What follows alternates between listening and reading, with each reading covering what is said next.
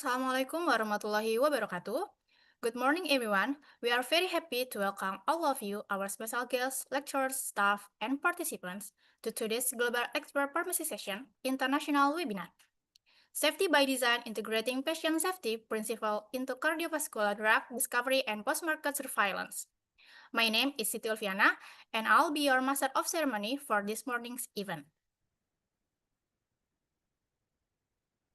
Let's begin this special occasion by giving our gratitude to God for bringing us together today in this beautiful Saturday, 8th of November 2025. Before we move on to the next session, I'd like to greet our respected guests, the Dean of the Faculty of Medicine, Dr. Taufik Fredrik Pasiak, MKes MPDI MH CIPA, the Vice Dean for Academic Affairs, Dr. Veda Anissa Makia, SPBS MKes MHPE Fins, the Vice Dean for General Affairs Finance, Dr. Sri Wahyuningsi, MKes SPKKLP, the Vice Dean for Student Affairs and Collaboration, Dr. Erna Harfiani, MSc SPKKLP, the Head of the Biomedical Biology and Pharmacy Department, Dr. Mutia Amalia, M. Biomed,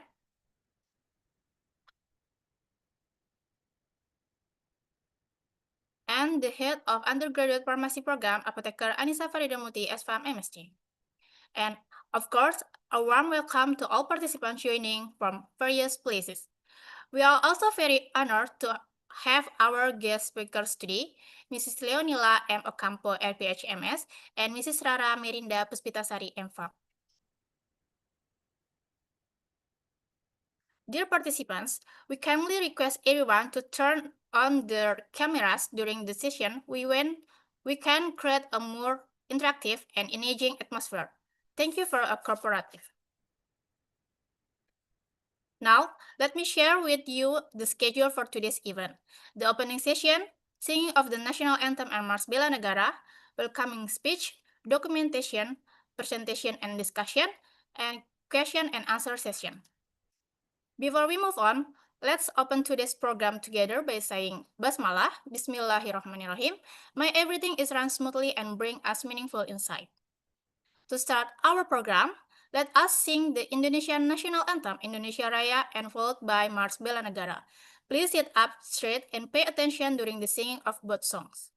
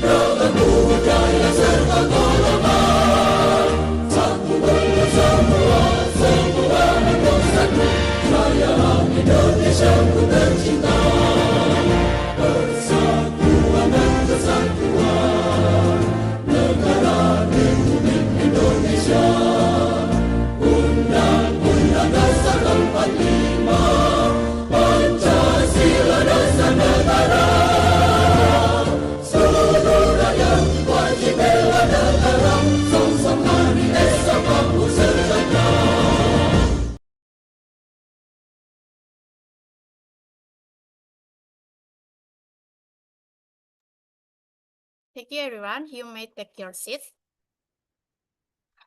To begin, we'd like to invite the head of the organizing committee, Mrs. Primayanti Nurul Ilmi, Bachelor of Science Pharmacy, Magister Science, to share her welcome speech. Please welcome Mrs. Primayanti Nurul Ilmi.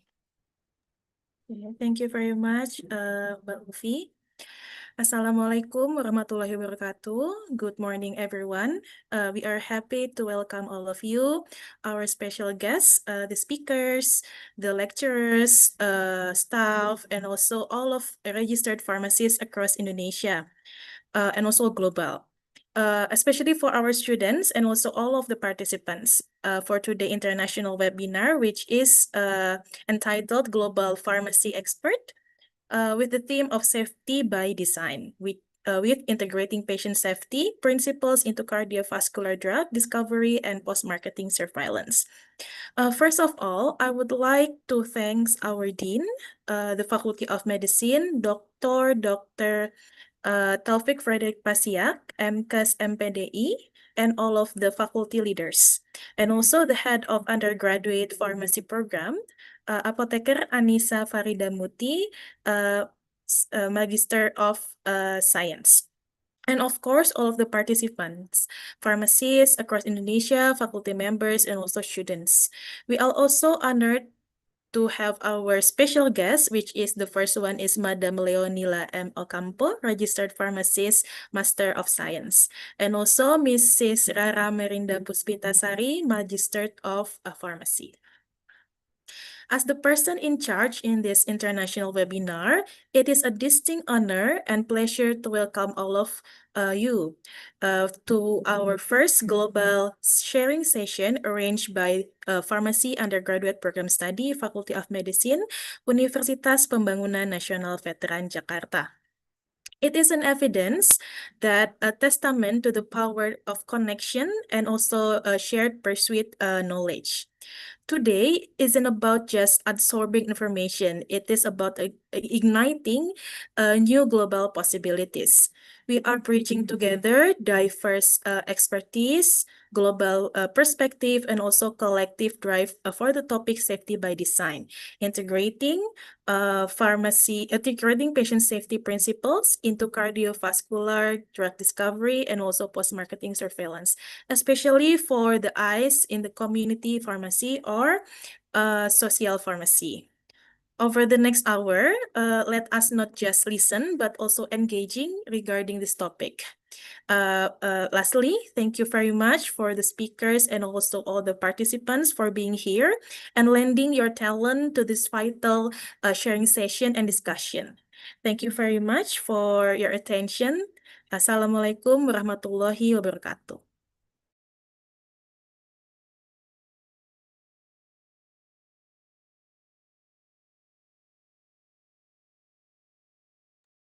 Thank you, Mrs. Prima, for the kind and encouraging words. Now, to the next session, let's take a moment for a group photo. Please turn on your camera, stay on screen, and give your best smile. Okay, for the first slide, 1, 2, and 3. Next slide, 1, 2, and 3. And last, 1, 2, and 3.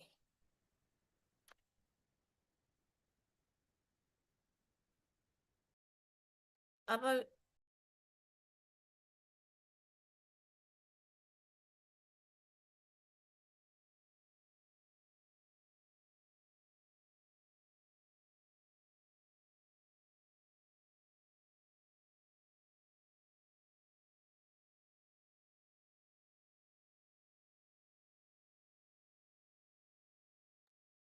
Now we invite the Dean of the Faculty of Medicine, Dr.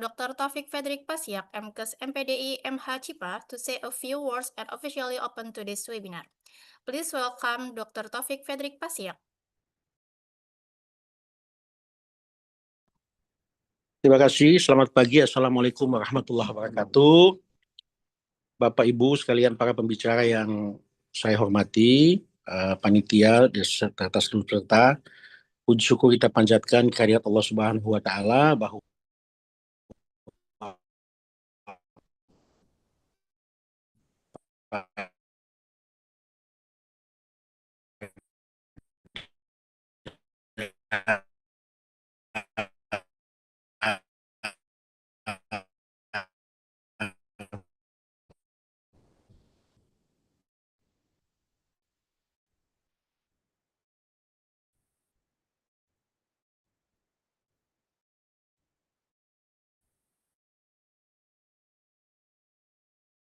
pagi hari ini kita bisa bertemu ini. Saya berkali dengan Fakultas Kedokteran Prodi kan sesuatu kan pesan yang terpenting dari proses tindakan medis, tapi saya ingin ya sebagai seorang akademisi saya ingin dengan kondisi psikologis pasien.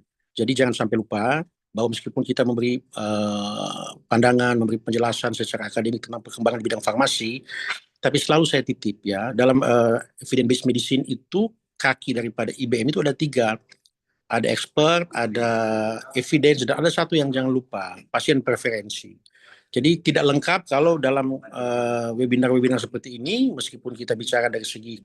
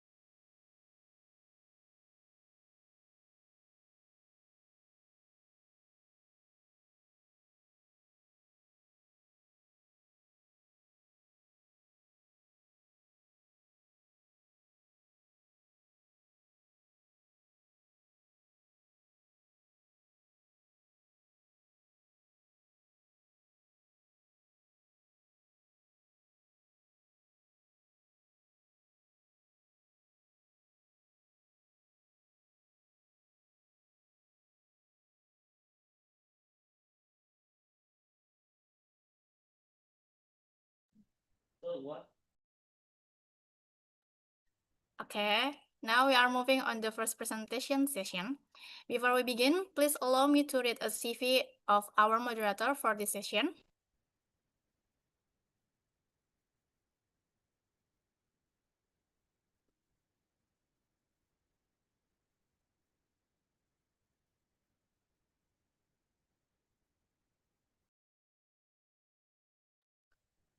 Our first moderator is Mrs. Primayanti Nurul Ilmi, Bachelor of Science Pharmacy, Magister Science, a pharmacist and researcher dedicated to advancing public health and community pharmacy practice.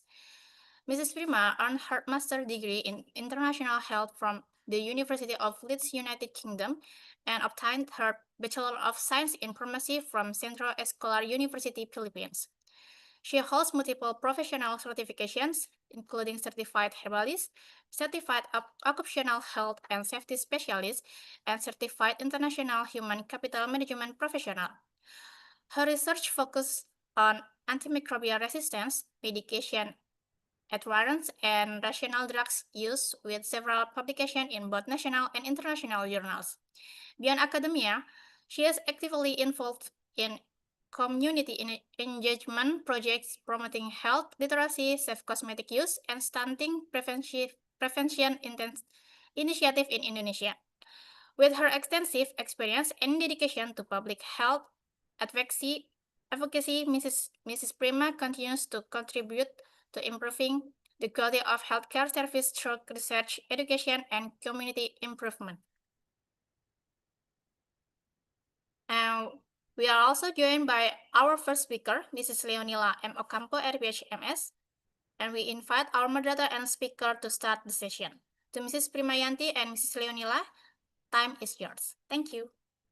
Thank you, Mbak Ufi. Good morning, Ma'am Leonila or Ma'am Ocampo.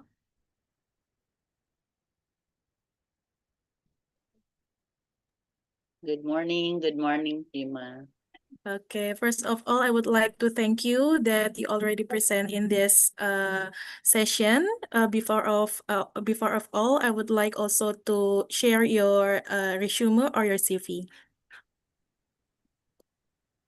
Okay, Miss Leonila M. Ocampo, registered pharmacist, Master of Science. Leonie is a pharmacy leader who was in dynamic drivers in change to the practice of pharmacy in the Philippines. In the Philippines Pharmacists Association, she was an officer and chair of different committees, such as Editor-in-Chief Association officials, official publication, the hygiene, and also the president for 4 years, where she is affected a number of change from structure to the operation of the organization. The strategic mapping of the PPHA programs, the publication of the first edition of PPHA operation manual, and also the development of publication for the first edition, Philippine practice standard for pharmacists, and the passage of the 2016 Philippine Pharmacy Law. She was also a member of the Technical Committee for Pharmacy Education Commission on the Higher Education, the Continuing Professional Development Council, Board of Pharmacy, Professional Regulation Board Commission, the Advisory Council for Healthcare Department of Health, the Executive Board, Medicine Transparency Alliance Philippines, and the International Service Program Advisory Group of the Accreditation Council for the Pharmacy Education in Chicago, USA. She is also a recipient of various awards, and most notable, there are 2 Lifetime Achievement Awards given by Federation Asian Pharmaceutical Association, or FAPA, the Philippine Pharmacists Association, and also Ishidate Awards as a most outstanding community pharmacist in Asia, given by FAPA. Distinctive Achievement Award, Escolarian Visionary Exemplar Award, and Centennial Award for Excellence and Socio-Civic Program given by Central Escolar University. The Bowl of Hygiene Awards, and also the Lourdes Eckhouse Leadership Award by the Philippines Pharmacists Association. Semper Fidelis Award by the University of San Carlos. On September 18, 2022, she was covered by the FIP Fellowship Pharmacy, FFIP, the first and only Filipino who received this award. And on September 6, the recent, September 6, 2025, she was also awarded by as Most Outstanding Professional of the Year in the field of pharmacy by the Professional Regulation Commission of the Philippines. Currently, she is the Secretary of Pharmacy Practice, FIP Western Pacific Pharmaceutical Forum, elected during the FIP International Congress on September 2, 2024 in the Cape Town, South Africa.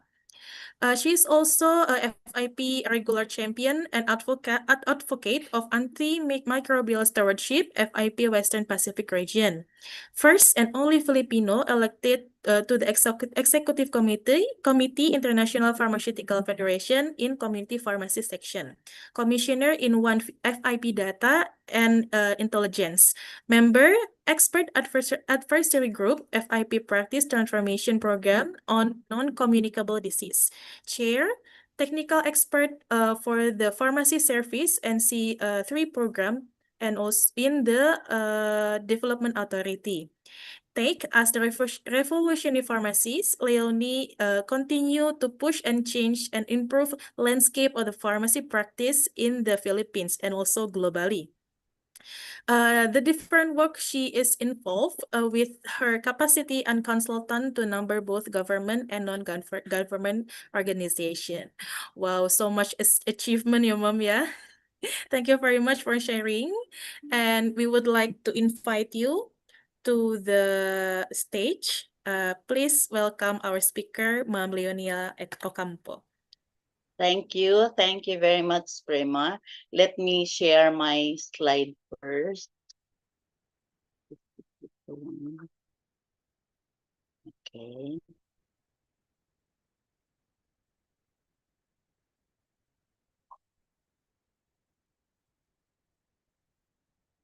Okay, wait. I have to.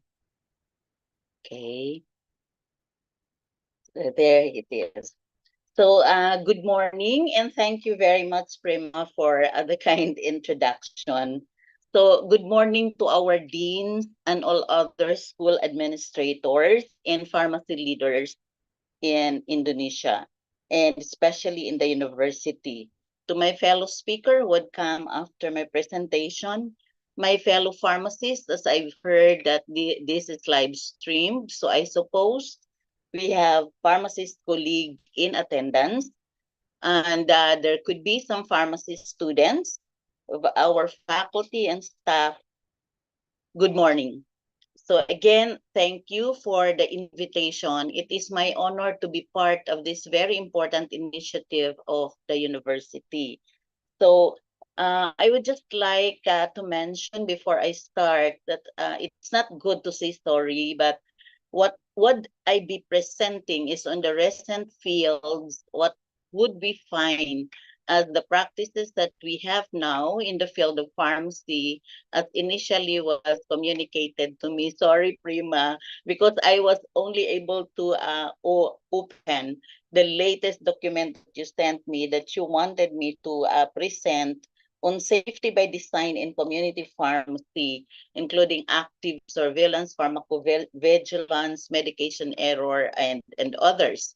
Now, I would just like to mention before I start my presentation, we'll take this up anyway as we move forward.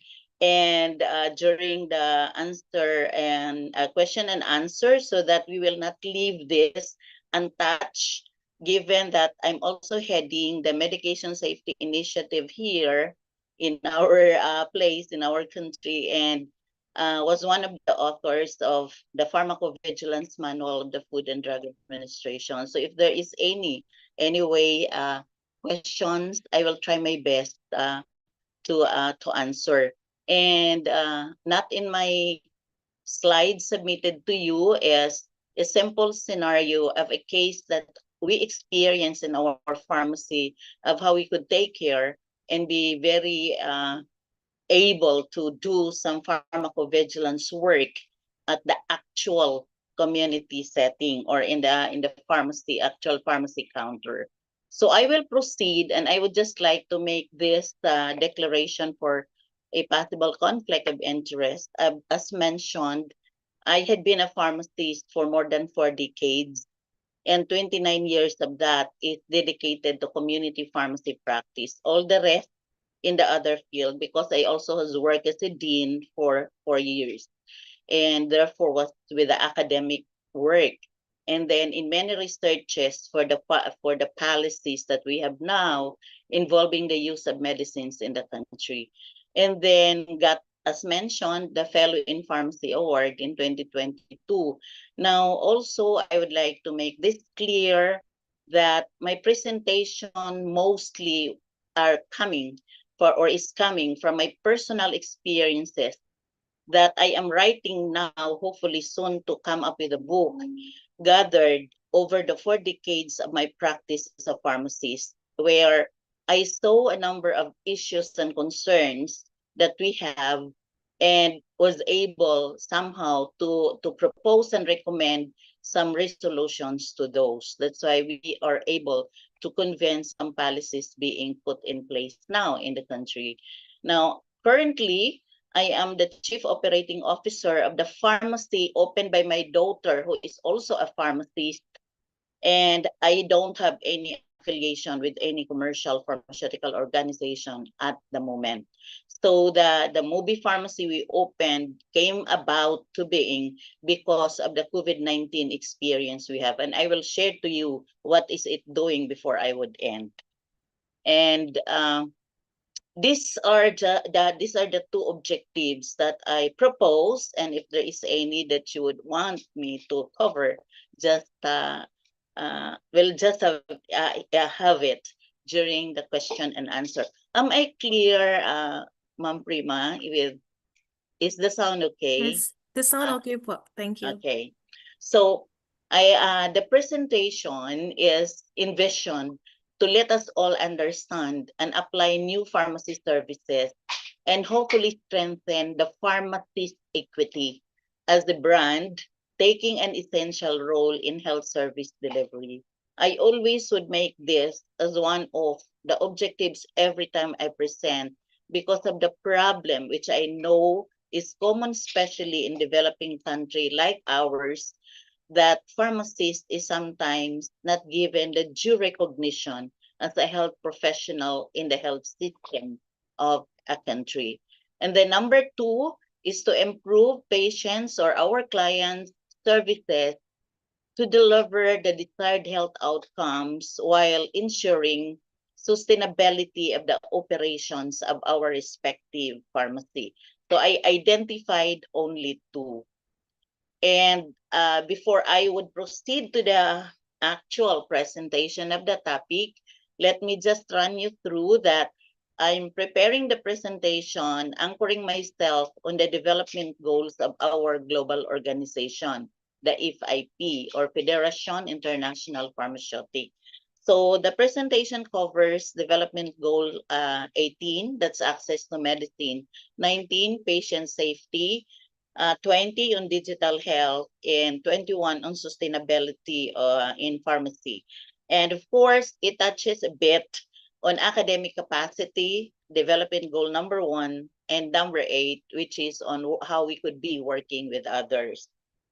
And let me proceed with first running us through what is this FIP global organization that set us to do our work and programs in our respective practice, looking at the 21 development goals. So FIP, as we all know, I'm sure you are all familiar with this because I see familiar faces of some of us joining every FIP Congress. It is our global pharmacies. So this is a group of national organizations where we have 156 members coming from 155 countries.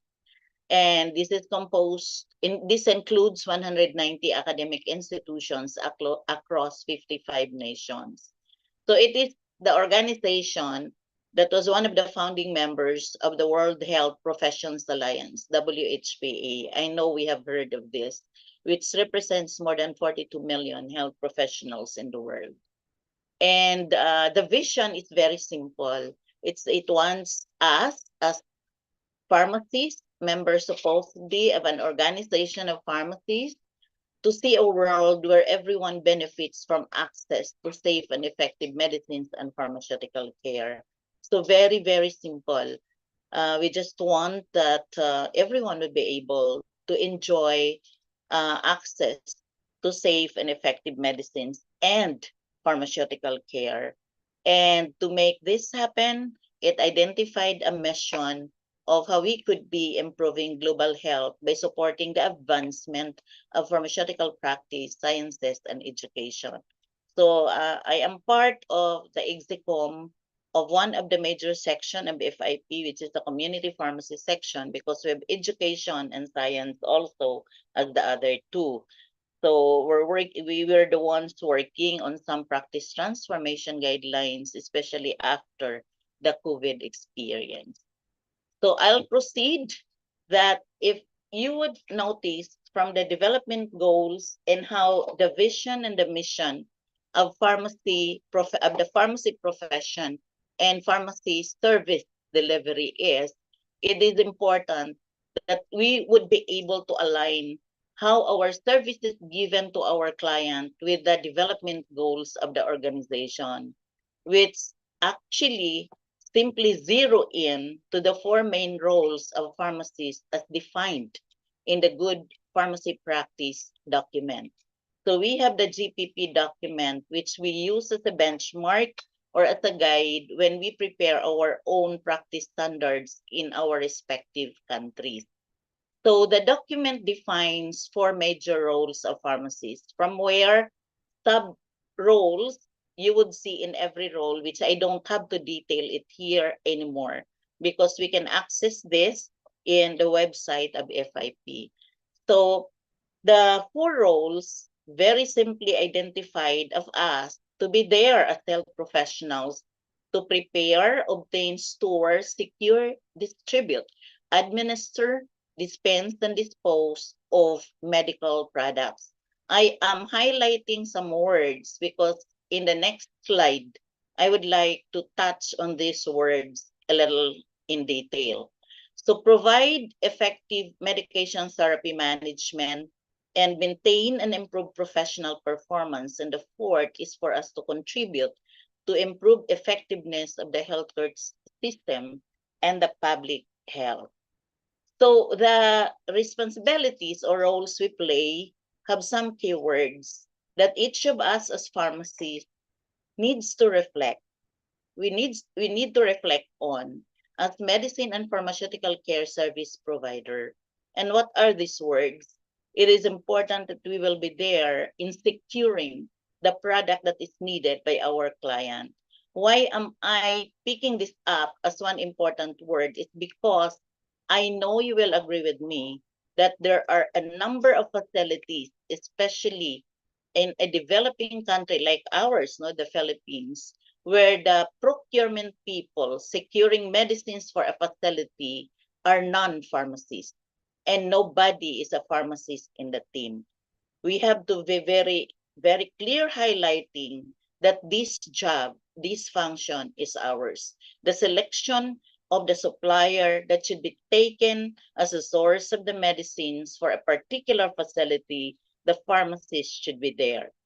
And another is administer, because even I personally have encountered a question, why will we touch on the administration of medicines to patients when this is the work of our fellow health professional, the nurses? Now, very clearly in the role identified, this is one of the work that we do. Now, if we could allow somebody administer medicines, not just the nurses, more that we should allow the pharmacist, because she knows more than anybody the nature of that product called medicine. He could very well support the work of the doctor, the intention of the doctor for the optimum outcome of the medicine he prescribed to his patient. The number three is dispose. It is important that the pharmacist should be there in the disposal of pharmaceutical and medical products because this contributes a lot to the pollution of the environment, to the destruction of the environment. So, and in fact, contributes a lot to the cause of diseases that is experienced by mankind. So the pharmacist should be there. And fourth, medication therapy management. This is not a new concept. This is a basic function of us, but it appears to be new to some when they hear what is MTM. And then improve effectiveness of the healthcare system and public health. Why am I highlighting or hyping on this? Because these are something that are misunderstood that we need to clarify, especially at the education level of the pharmacists, and how they should communicate when they are already in the front line practicing to the community, recognized to be working on this. So the education component plays a very important role. So in detail, I said, I am hyping and highlighting this because I just want to give some few words for this. One, the medication therapy management. As I've mentioned, this is not new because this is one basic function of us. However, not popularly given focus in most countries because many of us in many countries are into just the distributive function of the pharmacist, which is not the one and all for us. And number two is digitalization or digitization of I know I am already on the current practices and services in pharmacy. So one is on MTM or medication therapy management, and then another is digitalization or digitization. Why are we into this? This is one work or one trend in pharmacy service delivery that became popular, especially during the COVID period. So it became really very popular and commonly done by people because of the issue and the concern that we have in the face-to-face interaction with patients. So digitalization is another trend in practice, or we call it digitization. And what is supposedly the objective for this is for improved pharmacy services so our patient would benefit. But what is happening to this, because we pharmacists became lax to it, many came in that this became a platform for entry of substandard and even fake or counterfeit medicines. So we have to be very, very vigilant on this. And better image, another thing that could happen with this practice delivery is to better or improve the image of the pharmacist in the pharmacy profession as a service provider. So as this is the benefit as a service provider, because we could talk even virtually using our smartphone and be able to interact with patients even if we are remotely located. Efficient pharmacy operations, this is the benefit to the facility. So in effect, this type of practice benefits the service recipient, patient, the service provider, the pharmacist, and the facilities are made available, the pharmacy. If and when implemented with all the proper guidelines and with caution, not to allow it become a platform for counterfeit and substandard medicine. We talk about community pharmacies. The community pharmacy, as we all know, you and I know, is the first point of contact to people within the healthcare system. The community pharmacies therefore need to transform in response to a myriad of economic forces that have rewritten the roles of today's current healthcare system. We should recall that people go and carry their daily lives very well changed after the COVID-19 incident that we experienced. And what are the shifts in community pharmacy practice? So many changes, a number of shifts, the greatest of which is the acceleration and the acceptance of telemedicine, which before was viewed with skepticism by regulators and policy makers. And with it, telemedicine comes telepharmacy or digital pharmacy. Because of medicine, more often there is the drug or the medicine that is being used by the practice of medicine. So pharmacy also would come in. Now, the shift resulted to changes or revisiting of legislation.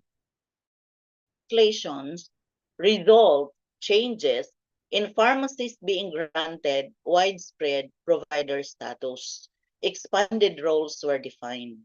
So in fact, the popularization of immunization as a function of pharmacists came in, and all other works that are given to the pharmacists that that even in other countries, pharmacists are given already limited prescribing authorities. I'm not sure in Indonesia if this is happening already.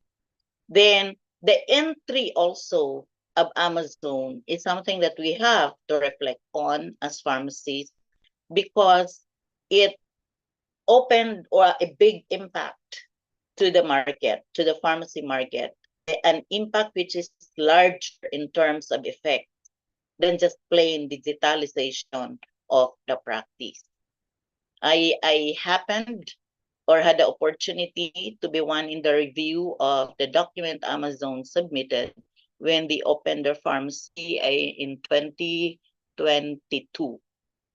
Then, given that, as the situation we are in, it is important for the pharmacist to now push his value proposition as a health professional.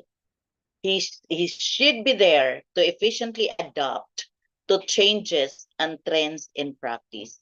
We cannot just rely on the things that we were doing in the past, rely on the laurels we had with the practices and services that we had in the past. We need to adapt to the changes. On how should we do it? We have to do some reflection and revisit how prepared we are. And education as well has to go side by side with how the practice has changed. Now, community pharmacists, you and I know, play this role. These are very important, and this is actually expanded and even made clear with the COVID-19 experience we had. The community pharmacist is there to spread public health information. We should be there to correct any misinformation, especially if it involves medicine. We are there to interact with other stakeholders. There are a lot of misinformation. So we should be there as the health professional in the heart of community to spread only the right and appropriate information. Pharmacist is there to ensure vaccination and immunization at the community level, promoting public health. In the Philippines, the pharmacists played a very significant role during the expansion of the COVID-19 vaccination program, and there were many of us deployed to the community, and our community pharmacists opened for the purpose. Then we promote Siapin ininya. Okay. We promote safe use of medicines like antimicrobials, health hygiene, provide telepharmacy to be ready and accessible by our client, ambulatory pharmacy services in conjunction with digital technology. So these are our work and many more, no? And just to give a share to everybody, if I am the patient, the advent of the modern technology coming in to the service delivery work that we do and to the practice chains that we are into has this. Before, if I am a patient and want to see a doctor, I need to make an appointment. Sometimes it would take me 2 weeks before I could get an appointment to my doctor. If I would get it earlier, lucky I am. After the appointment, I visit my doctor, after which I go to a pharmacy and collect the medicines prescribed to me. But today, with the technology and change in practice, we simply take a picture with a smartphone of the area where you feel is having something, having a problem, or tell what you feel. And then if it is something that is visibly seen, so we upload a picture, and then in an hour or two, I get the medicines delivered to me because the prescription comes in and it order to the pharmacy who could deliver it to me. So that's how practice is happening. It's no longer of us all the time going to the brick and mortar facility in order to avail of the services. There are many technologies that we could use. I cannot do some details of this because it would take our time. I'm just sharing to the group what are some that are there available. We have health apps. My work now with a group, if this is a private group, partnering and accredited by our national insurance organization of the country. We're using some health apps for our clients for the reminders that we would want to send them to, or for them to take a look at if they would want to see or they would want to send some questions to us or refer to us something. And then telehealth is another. Portal technology is there. Self-service kiosk where you can find some machines who could dispense medicines, even prescription, which are robot assisted, but without the absence of the pharmacist. I would say without the absence because the robot would work only with the approval of the pharmacist. So the pharmacist is remotely located, says the go for the robot now to start pick and have the medicines packed, taken by whoever would need it.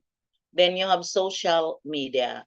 So digital pharmacy will definitely disrupt the industry if we would not be prepared on doing it efficiently and effectively as the professional in the heart of communities. And why do we go into this as pharmacists? Number one advantage of it would lower the cost. Lower the cost of medications, lower the cost of healthcare, because it saves a number of unseen costs. When I say unseen costs, we're talking of time. My time as a patient, of not anymore really spending a number of hours waiting so that I could be having my slot for a check with my doctor. So of course, gas in the travel, then the inconvenience that I would go through looking for a parking when I am in the facility. So these are some of the advantages. And then it also could be given as a service, added with support through an app. So we could check the orders there, set up an auto refill, and then we could do some searching of prices and speak to the pharmacist, even set appointment with the pharmacist for me to speak to or even see to. Then other advantages that we find for this trend of practice is it's a kind of practice that meets the multi-generational needs of the market. When I say multi-generational need, we serve older people who are unable to go to the pharmacy physically. And we also serve at the same time the millennials who are digital natives. Then we enable the pharmacy to scale up its services and reduce costs. So we don't need to invest on the facility setup, but we have to invest a very good system to use. Then another advantage is we could have more time to build relationship with our patients. The routine work could be delegated, and then we spend more time to the clinical work that only us as pharmacists could work in support to the doctor who is now prescribing medicine to his patient. Now we need to adopt this as a trend of practice, virtual telehealth and digital health, because after all, we are in the front door to healthcare. More than anyone, it's us who's first approached by majority of prospective patients when they feel something not good with their system. So what is the advice for us pharmacists? It's really for us to spend less time in dispensing medicine. This is a routinary work which we can delegate to the support workforce and then focus more on the services which would help people stay healthy. So we have to strengthen not only our skill for NCDs, for acute conditions, medical conditions, but we have to strengthen our competency and skills on primary health care. The community pharmacist's job, whether we are a generalist or a specialist, is really to help the public so that they could make decision about which medicine they should take. This is very, very important. And digital health is actually the convergence of digital and genomic revolutions with health, healthcare, living, and society. So it is important that we have to care our patients even beyond the pharmacy. So what are some of the apps or what are some of those that we could make use of? I mean, all of us know that there are wearable data integration in decision making. So there are smartwatch with validated ECG application that could support us as pharmacists in determining the efficacy and safety of a cardiac treatment that's prescribed or that is given to a patient. So this is something that we really could efficiently support our medical practitioners. And then the health app usage, the mobile environment of the patient now becomes the center point of care information import, and this is even important as digital therapeutics is integrated to the standards of care.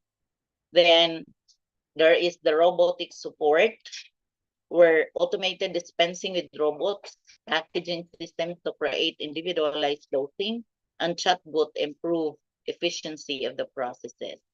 I mentioned earlier that I'm working with the National Insurance Agency of the government now in the refill of medications to our patients under that so-called YACAP program.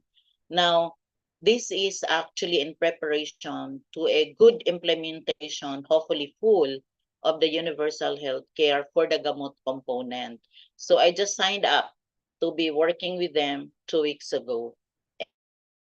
And we received the delivery of the automated dispensing machine we have for the group, for the team, so that our medicines for the refill of the patient's medication will be automatically just packed there with, of course, the pharmacy supervising, but done by the machine operated by our technician. So this is something that we're working to improve efficiency and the speed of the services that we deliver. Now, artificial intelligence data that we collect, that's helps us a lot in decision making. And analysis of big data can reveal individual patients' risk of adverse events potentially happening. Even the behavioral aspect is seen there, and compliance profile of patient. So, however, if we go into digital practice as the way to go now for pharmacy service delivery, we also have to be aware of some inequalities, no? So that with the limited resources we have, we would not make it an excuse not to be able to do something, but be able to find a way how we could execute and implement a certain change in practice, even in a situation of limited resources. So digital inequalities that I am referring to here could be the absence of a suitable private space for teleconsultation at home, because teleconsult can be done by us for pharmacy, telepharmacy, even at the home level. Because I will be sharing to you what we do now with the pharmacy we opened, which is a home-based pharmacy. Then lack of awareness to this service, because this is not well known, especially to a number of our clients, how efficient the regulation is. That's another challenge. The readiness of us, pharmacists and our pharmacy processes of operation. The patient digital skills to use technology is another challenge. And then one which we don't have control in is the access to electricity and the internet. All the rest we can do something about, but when we don't have the internet, there is no electricity, that's something that we have to be also prepared of with this kind of service. So it is important that the pharmacies, as we do implement some new practice as is defined in the transform practice guideline, we have to always remain empathetic.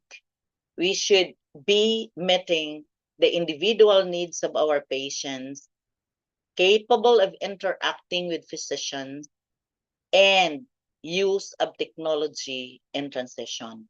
So we should therefore be trying to find what relevant continuing education program should I come in so that I would be able to fill the gap of the competency that I need to possess in order to efficiently deliver the practice as is defined in the changes. So as we do this, you have to always remain the person who have that social, humanistic, and behavioral competencies. Remember, we're serving people. And your clinical competency.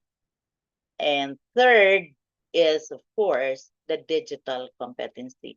With our younger pharmacists, this seems to be not a problem. But there are also problems in the other aspect that I find in the young practitioners.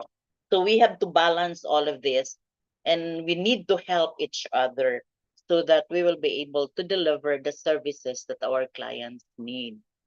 Now, remember, the pharmacist is the person who understands his responsibilities, a professional who has obligations to deliver services efficiently and excellently so that health outcomes of the client we're serving would be optimized. And as a pharmacist, these are the things expected of us. We do preventive care, so we should be there to empower our clients responsible self-care. We should therefore be equipped with a competency on self-care and primary care and be there to improve adherence to medications of the clients we're serving. We are in the community to do early detection. We do screening because people would come even before they see a doctor so that we could tell our patient whether there is a medicine needed, no medicine is needed. For the medicine needed, if it is for minor ailment, then we do deliver the service. But if it is something that needs to be diagnosed deeper, we do referral to the doctor. And then we do medication reconciliation and review. We do a lot here in our pharmacy. There are two of us, pharmacists in the family. My daughter, only daughter, is a pharmacist, and we have two different expertise. I am in social and administrative pharmacy and public health pharmacy. She is into clinical pharmacy. So while I do the administrative side, she does the clinical side. So we need to know what are the comorbidities so that we would be able to give the proper advice as the person expert in the medicine, supporting the work of the patient to optimize outcomes of the management plan that he has for his patient. And then check for inappropriate medication, drug-drug interactions, including OTC and double medications. So also there to do pharmaceutical care. We always talk about this. So we need to be there to monitor and improve medication adherence of our patients, provide medication dosing aids, especially for patients who would tend to forget the next doses of their medication. So when we give services to our patients, when we give the customer service, if I would call it, to our client, it is important that we always have to pay attention. Because remember, by the time the customer complains, his experience with you is already ruined. So we need to pay attention. Then learn how to listen. Put away what you think the customer wants. It's always important we listen to what he says so that we could do the right recommendation. Then now think mentally how to execute of the things that you would advise. Remember, nothing can make up for not doing what you promised you will do. So you have to execute and deliver. It's not enough we say things. We have to act on what we have said. And then ask. Remember, you can't read the customer's mind. So always ask. And then serve. You put away your ego and pride. Customers sometimes would get mad at you. Customers sometimes would insult you.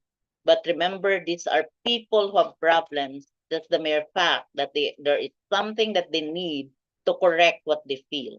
So they may be sick or something is wrong. This is already a problem. We don't have in the other side of the counter. So we should take away the pride and ego and try to understand them. After all, the customer pays the bill. And then we exceed customers' service expectations. So we have to do the extra mile servicing them. Now, as we service a client and customer, implementing the changes in service delivery and practice of pharmacy, we should always recognize and acknowledge that while everyone has the time, you and I has the time, that you and I would want that time to be respected, that should be on top of a pharmacist's mind so that he would serve the client fast. No delays, no talking to peers or colleagues while the customer is waiting in the counter. Then, while doing it fast, number two, equally important, you have to assure his safety. You do the service delivery accurate, checking and rechecking, do patient profiling, do some unit dose dispensing, or make daily dose packaging. And always make your patient feel special. By completing your service, I give you all the medicine that you need. I give you all the advice that you have to take home with and follow so that you get the best outcome of the medicine that I've just dispensed to you. So these are things that we should always remember. And number four, equally important, their convenience. We should not cause any inconvenience to the patient. Then the question, are these service offerings or activities still relevant today? Are they still the needs of the pharmacy clients or customers today? So these are questions that only you can answer based on where you are located practicing as a pharmacist. So the answer is always a yes and even more. And therefore, the challenge that I'm giving to everyone who are with us here now is change. Adopt change. Don't take it as a threat. Today actually is our opportunity to build the tomorrow that we want for the profession, the tomorrow that we want for ourselves as a health professional. And we do this because we want to contribute to what WHO has defined, that we are one important player in protecting health or in promoting health and well-being of an individual. And we do this because we do primary care, essential public health functions as doing it in the integrated health services. We do it multi-sectoral. We can do with other health professionals, and we are capable of empowering our clients. As we empower clients, as we counsel clients, reflect on your negotiation skill as a pharmacist. Because if we don't have it, we cannot convince one we're talking to follow what we have told him. So that is one actually training that I'm giving to pharmacists, improving your negotiation skill. So, and then as pharmacists, we adopt the change, we go with the transformation because we want to be an agent of innovation and be a practitioner that could practice with speed. So as we do this, thanking our customer, this should be what is in our mindset. I should be able to focus to my customer, understand his needs, serve and satisfy his needs, trust that I can do it, and then observant and optimistic, motivated by our mission. What is our mission? To provide access to safe and effective drugs, then serve with excitement and with excellence, all the time with respect and building good relationships. So this is what a pharmacist should be. So I had been on personal note, this is addition that I'm giving. Prima, I was not able to give this to you. I'll send you a copy of this again. So my personal experiences, I said, for more than 4 decades of practicing as a pharmacist, I'm 45 years in practice. I work as a plain pharmacist, regional manager, until I go to become the operations manager of a chain of pharmacy, Rose Pharmacy, then move to Manson Drug, and then set up the Med Express drugstore, the first to offer in the country a call and pick up, a drive-through and delivery services in 2004. And then all these innovations that I contributed to the team to conceptualize some modernization of service delivery, I also have to be honest telling you that I am a little bit disappointed because the business component of the investors of the operation always would come out. And I cannot work if the principle in the operation does not align to my own personal principle as a professional. So I stopped working with groups and chains who are now in the market, big chain operators, and stop being I still do consulting, especially for clinical service delivery component. And during the COVID, triggered by the irritations I felt with how the people were served with the medicine are needing, my daughter said, Mom, you know the people in the industry. We opened a pharmacy so we could provide the medicines to the community. So that was the reason why Mobi Pharmacy came about. So this was built based on how we think of a community pharmacy is. So it should not be a pharmacy awaiting entry of patients in the community level, but it has to be a pharmacy that would reach out the community. So we go to the community. It's not them coming to us. So we were conceptualizing this, my daughter and I, so that we could provide opportunities to serve patients while earning money at the same time. Indeed, I cannot say that the other side of the objective is not there. Cannot be. We cannot continue operating without the income generated. And when I said this, I said, this demands a more careful understanding of what business model we will use in the context of patients' expectations, government regulations, and the organization's desire to succeed.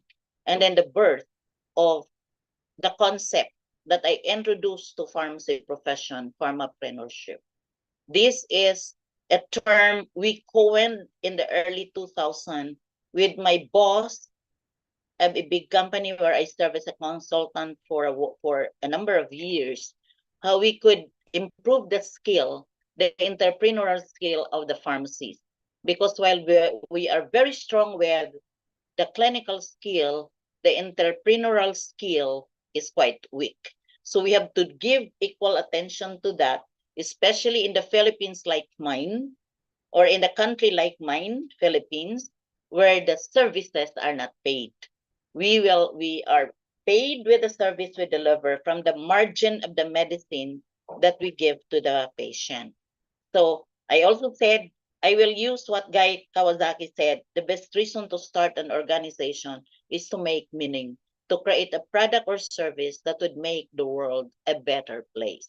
So this is the guiding principle we had that Mobi Pharmacy was born.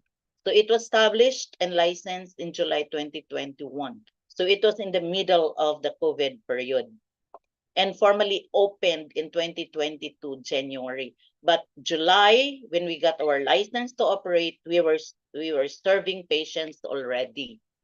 And then the reason for our being is simple. We just want to improve access to medicines and provide professional pharmacy services in the heart of communities.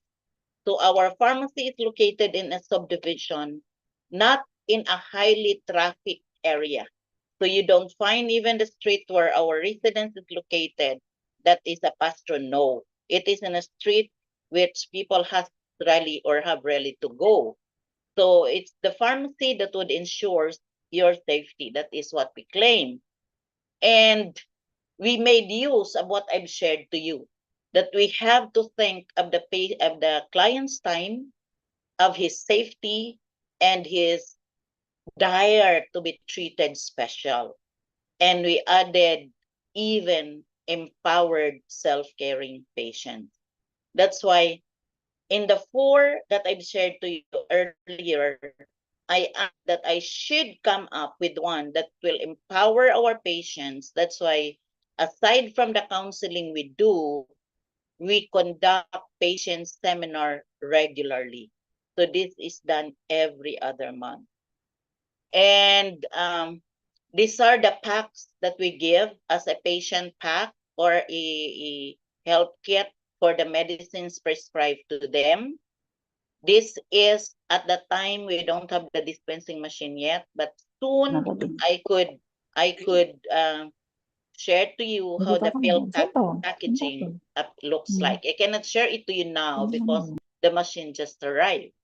So that is how we do. Nothing is dispensed without a label. And I do community seminar. This is one seminar where I am lecturing, especially to senior citizens, on how they could rationally use their medicines and be the responsible self-caring patients. So that's it. Because at the end of the day, our mission is to have a positive impact on the provision of public health service through ensuring safe and effective use of medications. And all anchored on the development goals that I showed earlier. And to end my talk, because this is what I failed to include in my presentation, is just a sharing of a particular case scenario of a patient which a pharmacist which could be approved, how a pharmacist could really be a help to the community. I was in a church attending a mass, and at the back where I am seated was somebody who felt weak, that they were trying to give some or that I don't know how I called it, and then perspiring a lot. So I have to bring that lady out. The lady is a 62-year-old diabetic patient. So she did not lose consciousness. So when I asked if diabetic, yes, are you hypertensive? Not, but diabetic. So I have to call because my place, the church is inside the subdivision. Our place is just 7 minutes away from the church. I called to bring my glucometer so I could check what the blood sugar is. They are outside of the church. And very, very surprisingly, 572 was the sugar measure. So we were just thankful that the patient did not pass out. She did not pass out. So as a pharmacist who I personally have undergone emergency medicine training in the US, and I have to do something. But what was in my mind, I did not immediately just give. I have to consult my doctor sister. I will be giving this because I cannot wait of the patient brought to the emergency room, because in the time of travels to the ER, the patient might pass out. So she gave me the approval. That's the beauty of the telecommunications. She gave me her approval to administer the medicine that I had in mind. So I approved by a medical practitioner, and then wait and bring the patient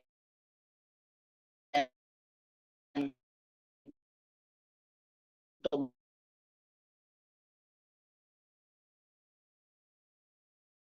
my place, which is 7 minutes away. So sugar. Then I called the son to pick up the mother and bring now to the ER. So when she was brought to the emergency room, I told the son, just come back for the medication so I could guide you how to take it. So the son came back and the mother came also together with the son because she's conscious, and she was prescribed 3 anti-diabetic medications. One is a 2 drug in one preparation, the other one is one. And then this is given twice a day, while the other one was given once a day. So the patient brought only good for 3 days. And we know for a fact that this is an indication or a prompt to us that there may be some financial issues why they cannot buy the number that is needed for a longer period.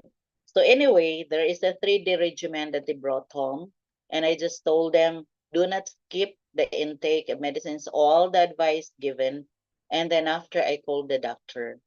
So it's a hospital nearby our place because we're surrounded with medical facilities here outside of the subdivision.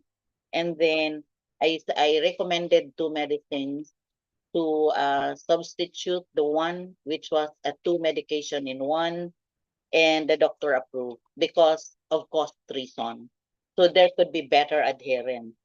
So I have to explain to the doctor that if we continue to give this, he might be non-adherent, he might not be compliant. So the doctor agreed, and we give the medications. I explained to the patient, and after 3 months and 9 days, the sugar is steadily at the normal level. So right now, the sugar is within the normal level. It runs from between 92 to 118. So he's doing well, she's doing well rather, and the medications is reduced by the attending doctor to only 2, which is much even cheaper than the first set of medication. So I'm sharing this to you, and there are many other cases that I could share because I just want to let everyone understand how important our role is in the community. We could be an agent to prevent unnecessary death if we do our work as how we were trained as health professionals, but without losing sight that there is the doctor who should be on top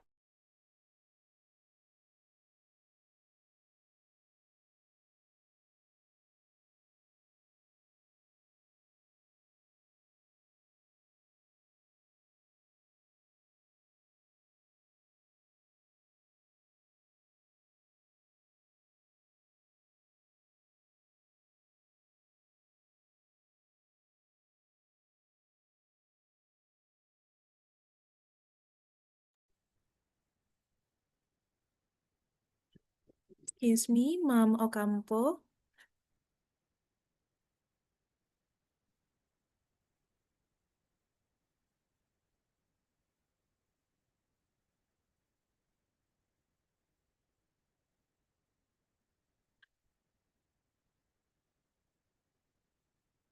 We are really sorry. I think Ma'am Ocampo is having some kind of issues in the device. We will wait for a minute.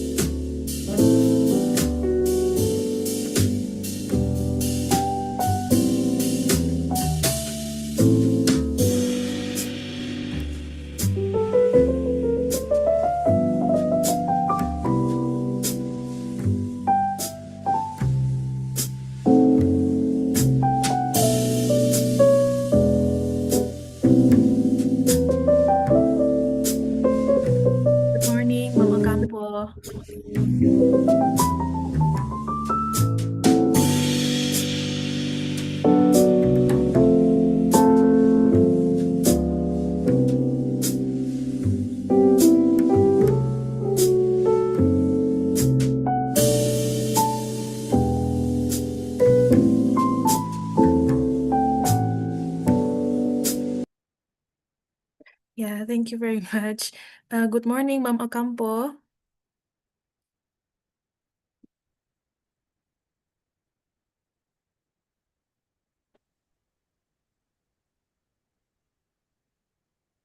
Uh, excuse, excuse me, I couldn't hear you, Ma'am. There, can you hear me? I think the signal is just lost, Ma'am. Is it possible for us to move on? Can you hear me now? Yes, right The now sig- we can hear you, po. yeah. Okay, it's better. You cannot hear me now. Yes, we Okay. can hear clearly, po. But I will Good. not. I will not use my camera because Okay, the signal is quite. I don't know what happened. It suddenly okay. just shut off, and that's why I'm using the phone now. Oh, I see. It's okay. Okay. Yeah, thank you very much, by the way, for your for your presentation. It is really inspirational, po. Before we move on, maybe there are some questions from Questions. Yeah. And we were our fortunate, Prima. We were yes, fortunate because that was the last slide. yes. It's okay, Mom. Okay. We will move on by voice only. It's okay. Maybe there is any question from the participant for Ma'am Leonila Ocampo. Okay. Maybe there is a chat, Ma'am, to the organizing committee. There is Yeah. one question, which is the presentation emphasize how digital pharmacy, telepharmacy, and AI integration are reshaping the healthcare delivery. How ready are the community pharmacists, especially in Philippines, to adopt the digital health innovations such as telepharmacy and AI-driven medication management? And then, do you have any information regarding the global best practice, such as maybe from FIP Digital Health Competency Framework, that can support this transition, ma'am?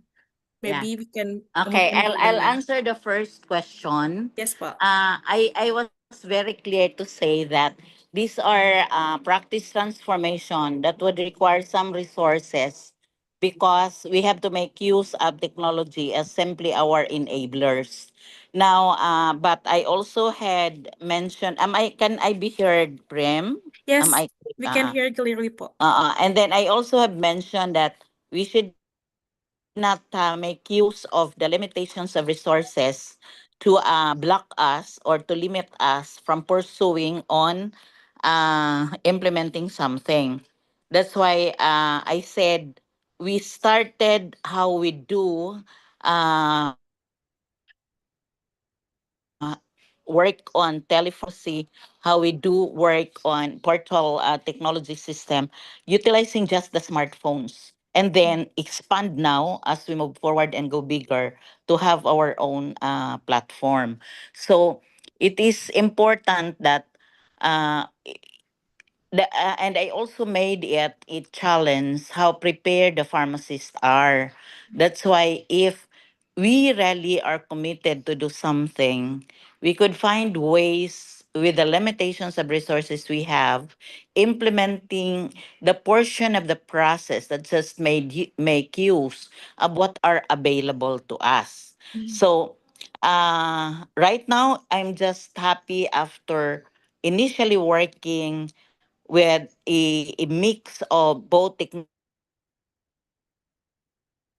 enabled and manual processes and still able to serve the patients and still able to get appreciation of how the service is received by the patient.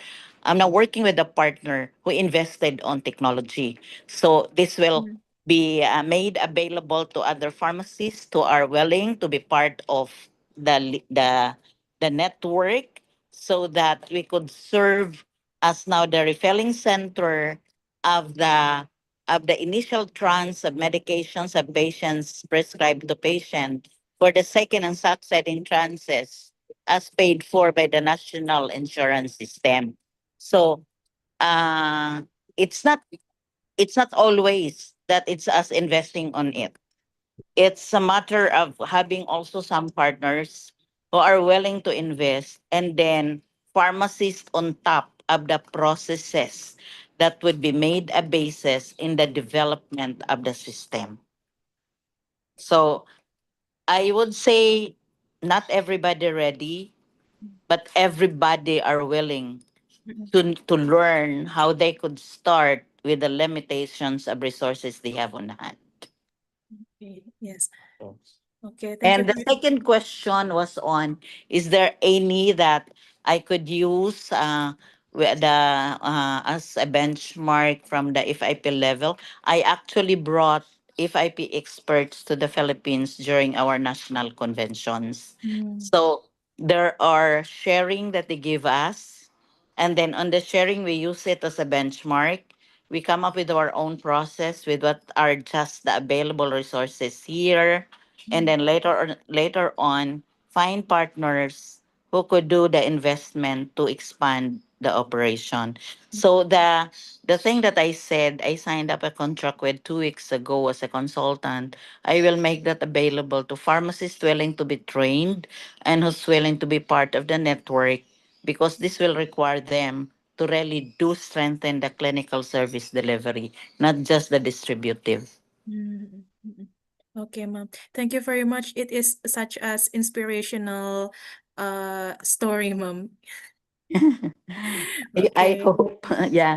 Hopefully, I could share to you in the future when we have data already of Yes. the patients being serviced utilizing the pill packaging Mm, process. I see. Okay, thank you, ma'am. Maybe we will still open a last question from the Yeah. participants. Is there If there anyone are, would like to raise hand and deliver the question orally or vocally? Please do not be shy. If ever anyone would like yeah. to have in bahasa Indonesia, kalau misalnya ada yang mau bertanya pakai bahasa Indonesia, nanti juga boleh. Nanti saya translate. I will try my best to translate it. Yeah. If there are questions anyway, Prem, that we cannot cover now because of limitations of our time, you can Okay. just email to me. I will try my best. Okay, yes, po. Maybe last one maybe from students, or maybe they are shy, mom. No, pharmacists should not be shy because we are Yes, in the front line. yes. Okay, maybe they are too shy. Thank you very much, Ma'am Leonila Ocampo, for sharing session regarding the community pharmacy in the Philippines and how's going on and what kind of challenges that we will be facing right now. And to close this session, I would like to recall what Ma'am Leonila Ocampo says that pharmacists must know, yeah, Ma'am, yeah, which is the person should understand responsible and also professional and also to be obligation service uh, efficiency and excellently for the optimum health outcome. Thank you very much, Ma'am Leonila Ocampo, for sharing with us. We really glad Okay. we can meet maybe next time in the future. Yeah. Thank you Not only also in for Zoom. the invitation. Hopefully, I could visit you one of these days when I will have my travel to Jakarta. Yes, ma'am. Thank you very much. Later Uh, on, we will send you the certificate of appreciation for become a speaker. Thank you very much, ma'am. yeah. Thank you. Uh, Okay. And thank you also, and good luck to all our colleagues in Indonesia. Yes, thank you, ma'am. Thank you so much. So I'll exit already, Prima. Okay, thank you, Uh, ma'am. It ends our Okay, first thank you. session with the speaker, Ma'am Leonila Ocampo, registered pharmacist from the Philippines. And then we will move on to the next one. I will send back this room Zoom to the MC or Master of Ceremony. Mbak Ulfi, thank you very much. Yeah, thank you, Mrs. Prima and Mrs. Leonila, for the very engaging and informative discussion. And now, for the second session, please allow me to read a CV of our next moderator.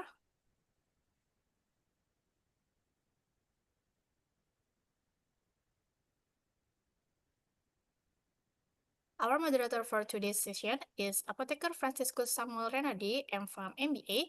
He is a lecturer at Pharmacy Program Faculty of Medicine, Universitas Pembangunan Nasional Veteran Jakarta, specializing in pharmacy management, health technology, and digital transformation in healthcare service. Mr. Renaldi earned his bachelor and apothecary degree from Institut Teknologi Bandung, a master degree in clinical pharmacy from Universitas Indonesia, and a Master of Business Administration in Strategic Management from Universitas Gadjah Mada. He has published several international papers in patient preference and adherence pharmacy education and the press, and has led community programs such as drug abuse prevention education for students in Jakarta. Please welcome Apotheker Franciscus Samuel Renardi as the moderator of today's international webinar session. We are also honored to have Mrs. Rara Merinda Puspitasari M.Pharm as our second speaker. To Mrs. Franciscus and Mrs. Rara Merinda, the stage is yours. Okay. Thank you, Mrs. Ulfi and all of Elite Webinar team. First, let me express my gratitude to our first speaker, Ms. Ocampo, for her insightful presentation on new pharmacy service. Pharmacists taking the challenge and opportunities, the session has inspired us to embrace innovation in pharmacy practice, recognizing how pharmacists can transform challenges into opportunities to expand their professional roles and enhance patient care. Once again, let us give Ms. Ocampo a warm round of applause for her valuable contribution. Okay, and now we will continue to our second scientific session, which will focus on heart failure management, the 4 pillars, and beyond. This topic is crucial as heart failure remains one of the leading causes of mortality worldwide, requiring continuous updates in pharmacotherapy and patient-centered management strategies. It is an honor to introduce our next distinguished speaker, Ms. Rara Merinda Puspitasari, M.Pharm Apotheker, who is currently a lecturer at the Faculty of Pharmacy and Health Science, University Kuala Lumpur Royal College of Medicine Perak, UNIKL RCMP, Malaysia. Okay, Ms. Rara, is it true? Okay, I will read the curriculum vitae. Morning, Ms. Rara. Good morning. Am I audible? Okay. Yes, you are sound here clearly. Okay, I will read CV for the second presenter. Okay. Ms. Rara is a pharmacist, educator, and researcher with over a decade of experience in clinical pharmacy, pharmacotherapy, and pharmacy education. She earned her Master of Pharmacy from Universitas Indonesia and is presently pursuing her doctoral study in pharmacy at UNIKL RCMP. Her academic focus includes pharmacotherapy in cardiovascular, renal, and nervous system disorder, as well as rational drug use and pharmacovigilance. Without further ado, please welcome Ms. Rara Merinda Puspitasari, who will present her lecture on heart failure management, the 4 pillars and beyond. Ms. Rara, the screen is yours. I'm sorry, Ms. Rara, maybe, yes. Okay, thank you, Mr. Moderator. I Okay, will thank try you. to share my screen first.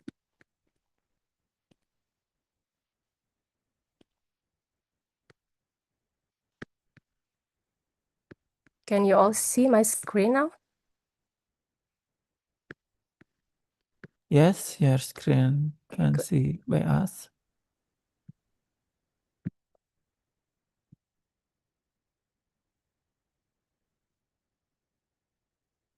Okay, thank you. Assalamualaikum and a very good morning, everyone, respected lecturers from University Pembangunan Nasional Jakarta, college, fellow pharmacists and lecturers, and also dear students. It is a truly an honor and pleasure to be here today for this Global Expert Pharmacy session, an international webinar.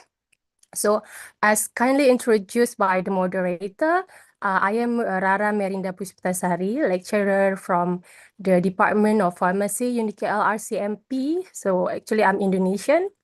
Okay, and before I begin, actually, I would like to share a short disclaimer, right? Although this webinar carries the title Global Expert, because I know there are some doctors in here, maybe, in this webinar. So I humbly acknowledge that I'm here not as an ultimate expert, but as someone who has developed a strong interest in this topic and has been teaching and following the latest research in this field. So I truly look forward to learn together with you all in this session. Okay. And today I will be sharing, and together we'll be exploring the topic on heart failure management, the 4 pillars and beyond.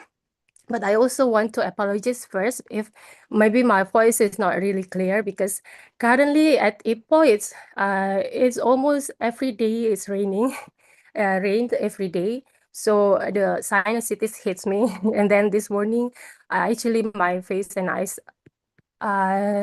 is swollen. Oh, wait a minute.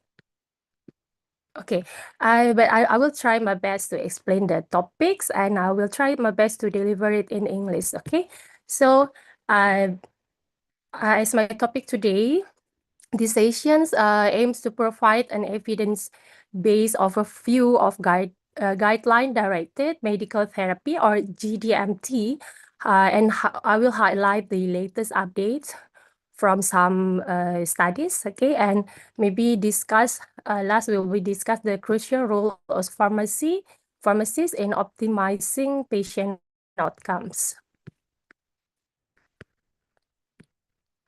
Okay, wait a minute. Okay.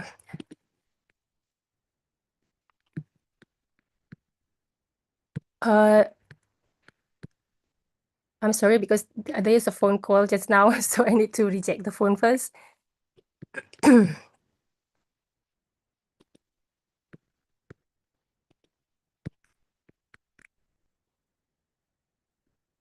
Oh, wait a minute. Okay.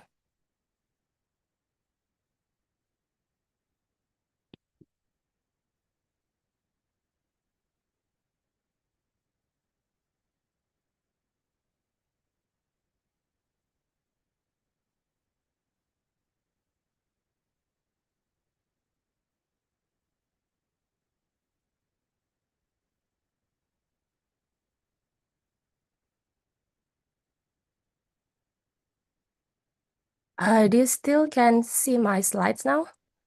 Can you see my slides? Yes. Oh, okay, nice. Wait, wait a minute.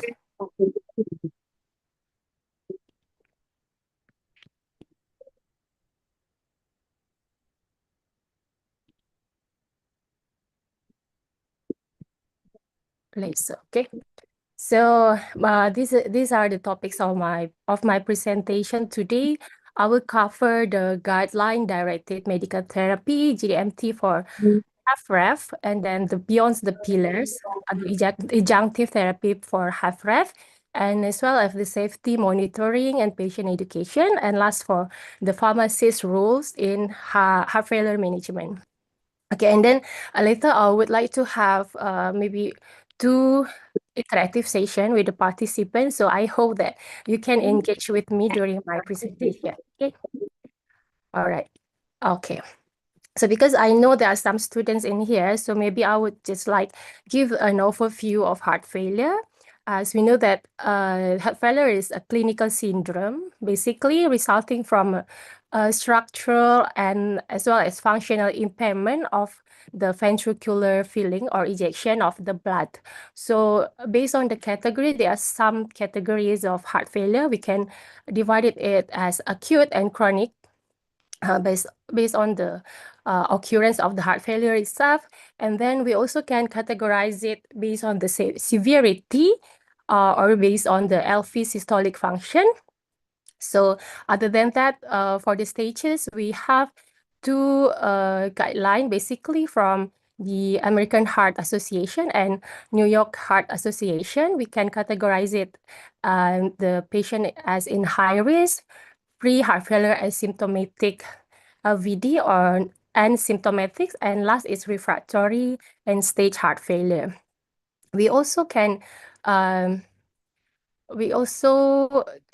categorize it based on the fluid status, whether it is a congested, hypotensive heart failure, or combination of congestive and hypotensive.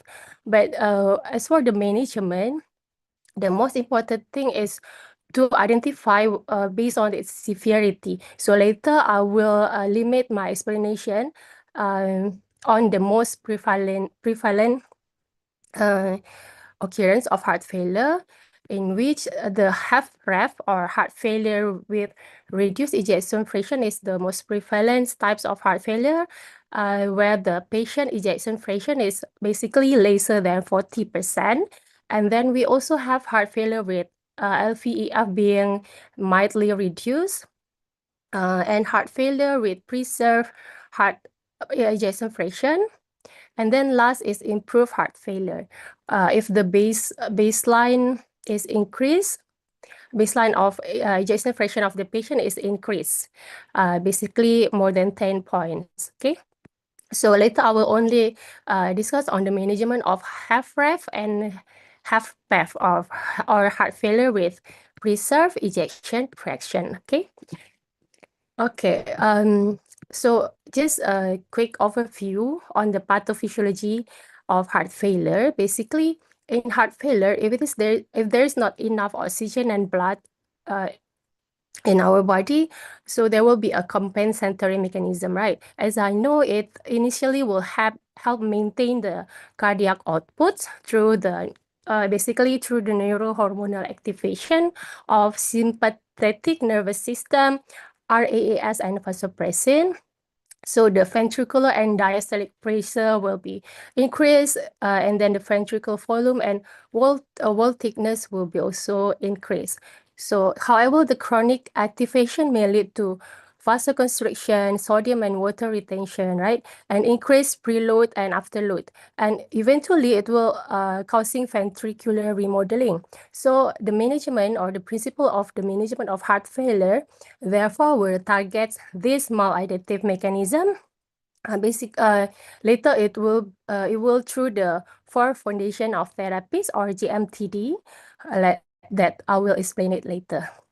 Okay, so based on this, you can see how you can understand the neurohormonal activation and link the drugs class to its target. Okay, such as beta blocker, it will reduce the heart rate and as well as ventricular contraction. So moving on the guideline directed medical therapy or GDMT for HFrEF, there is what we call as the 4 foundation pillars or quadruple therapies. So the evidence of the use of these 4 medication is actually according to is already proven or recommended based on some trials from 1985 to 2020 for each of the drugs. And according to the latest international guideline, European and American guidelines, there is 4 foundation pillars of HFrEF management, which includes the ARNI, beta blocker, MRA, and SGLT2 inhibitors. Is initiated earlier, and it is recommended that all pillars should be initiated early with low dose and then titrate fastly. It can be simultaneously or within 2 to 4 weeks. And the titration goal is should reach the maximum tolerated doses of all 4 pillars within 3 to 6 months, which requires an individualized treatment plan. So meaning that it might be different in each of the patient. We will always need to consider the patient condition, comorbidities, and maybe the lab result or clinical condition. Okay. Okay, so I will discuss one by one of the drugs and provide the evidence of the use of these drugs for heart failure. Okay, so first drug is angiotensin receptor neprilysin inhibitors, or ARNI. Consists of it's a combination of the two drugs, sacubitril and falsatran. So the key trials are Paradigm and Paragon heart failure. So it combines the falsatran is we know as an ARB, right? It is combined with neprilysin, an enzyme that responsible for the degradation of endogenous BNP. Okay, and this BNP has an important role in the pathogenesis and progression of heart failure.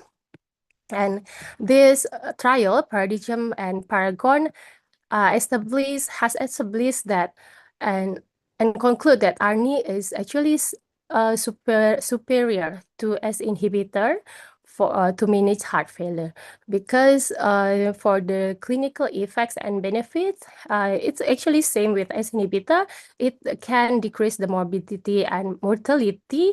It also has hemodynamic effects such as to decrease the preload, afterload, and also increase the natriuresis. And some other studies stated that the ARNI also has a good has benefits to patient with HFpEF, or if the patient ejection fraction is still more than 40% with recent worsening heart failure. So it is proven that it also can decrease the endpoint of cardiovascular death, hospitalization, and urgent heart failure visits, and change in proBNP. Okay, and the benefits is actually more evident in patients with LVEF lesser than 60% compared to those with more than 60 LVEF more than 60%. So what is the indication, how to select the patient in giving this ARNI? So basically, it is recommended for patient with HFrEF and NYHA functional class 2 to 4. And this ARNI is basically because some of the patients they already started with S inhibitor, so we cannot just directly change the drugs to ARNI. So later I will explain how to switch the S inhibitor to ARNI.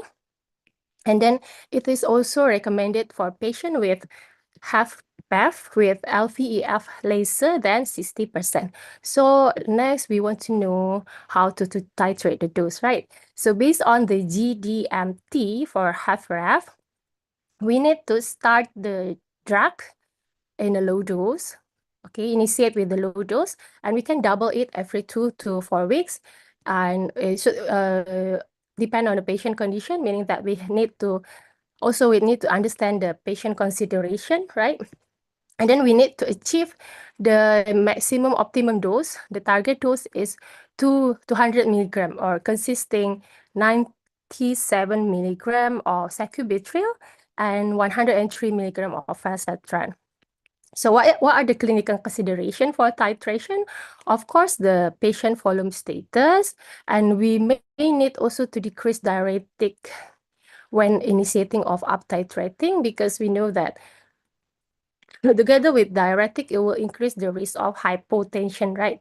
And then also will increase the risk of, especially with the loop diuretic, it will increase the risk of hyperkalemia.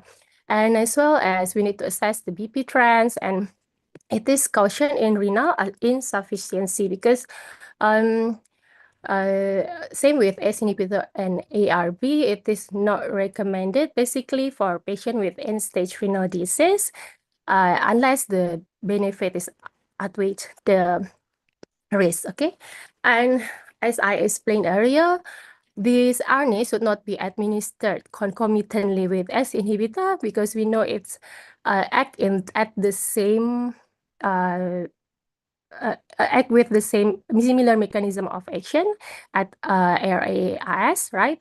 It cannot be administered concomitantly within 36 hours of the last dose of ACE inhibitors, meaning that after we need to wait for 36 hours after ACE inhibitor before we introduce the ARNI for the patient.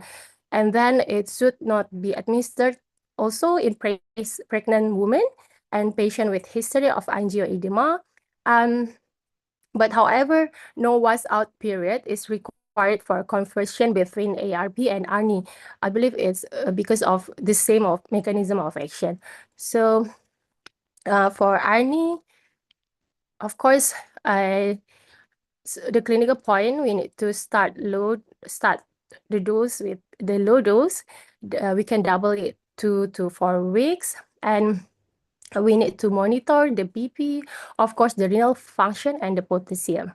Okay, so next for ARB, it's actually not inside the pillars. I only want to show the alternative of ARNI because we know that, like the Dean said earlier in the opening, he said that we cannot always just stick with the evidence base, right? We also have another consideration, which are maybe the doctor decision and also the patient preference, right? So for ARNI, we have another alternative.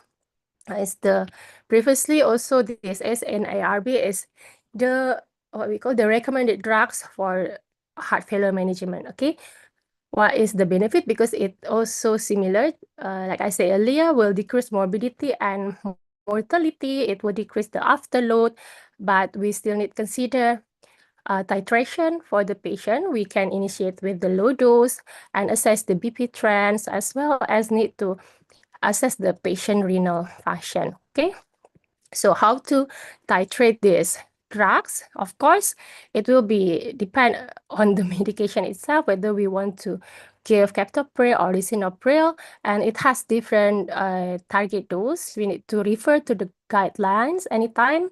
Okay, and ACE inhibitor, and the dose, it can be increasing every 1 to 2 weeks, meaning that we can titrate it 1 to 2 weeks until maximum tolerated or target dose is achieved. And of course, for the monitoring parameter, the kidney function, as we know that it will increase the potassium level, but in early therapy of ACE inhibitor, it is common that the serum creatinine will be increased maybe up to 25%. But if it is increased more than 30%, then we need to alert and we will hold the titration first. Okay, and you also can see in here what are the renal dose recommendation based on the creatinine clearance. Okay, so just back to the guideline anytime. And then, okay, how to convert ACE inhibitor to ARNI? If, let's say, the patient or the doctor decide to give ARNI to the patient that initially already took ACE inhibitor, so we need to assess the patient condition, and also first thing first, and look at on the patient ACE inhibitor drug, whether it is high dose or low dose. If the patient is already in high dose ACE inhibitor, we can initiate 100 milligram ARNI twice daily. Okay, but if in the patient with low or medium dose of ACE inhibitor, we can start with 50 milligram twice daily.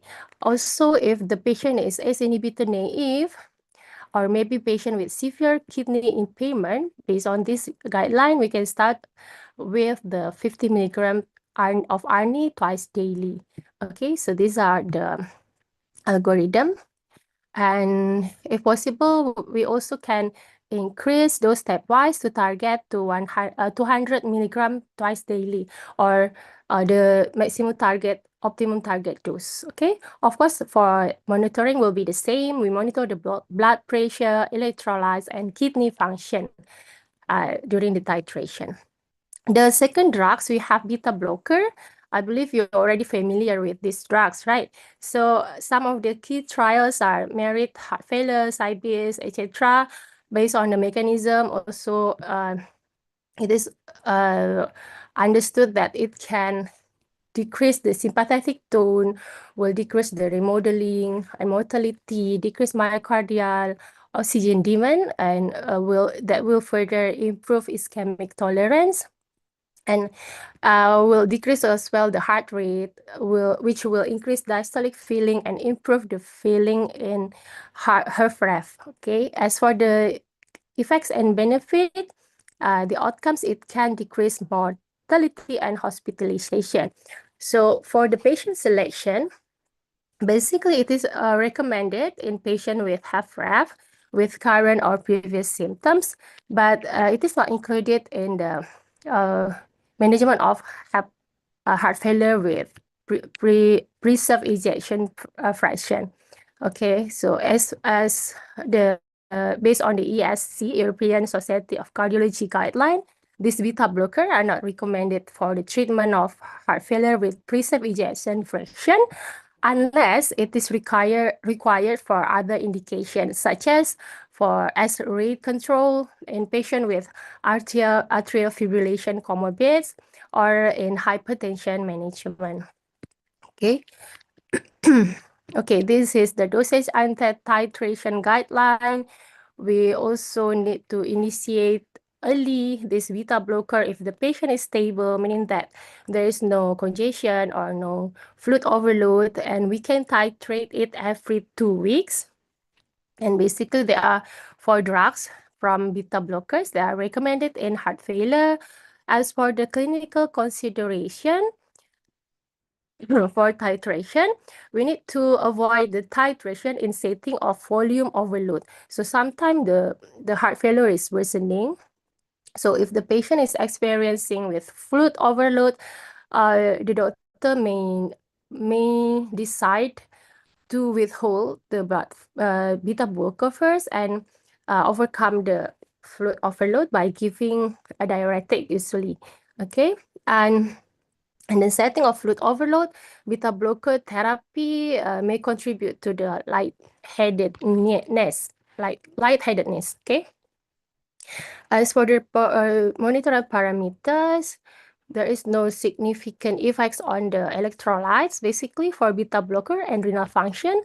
So we still need to monitor the heart rate because it may cause bradycardia, right? So we want to make sure the heart rate of the patient is above 60.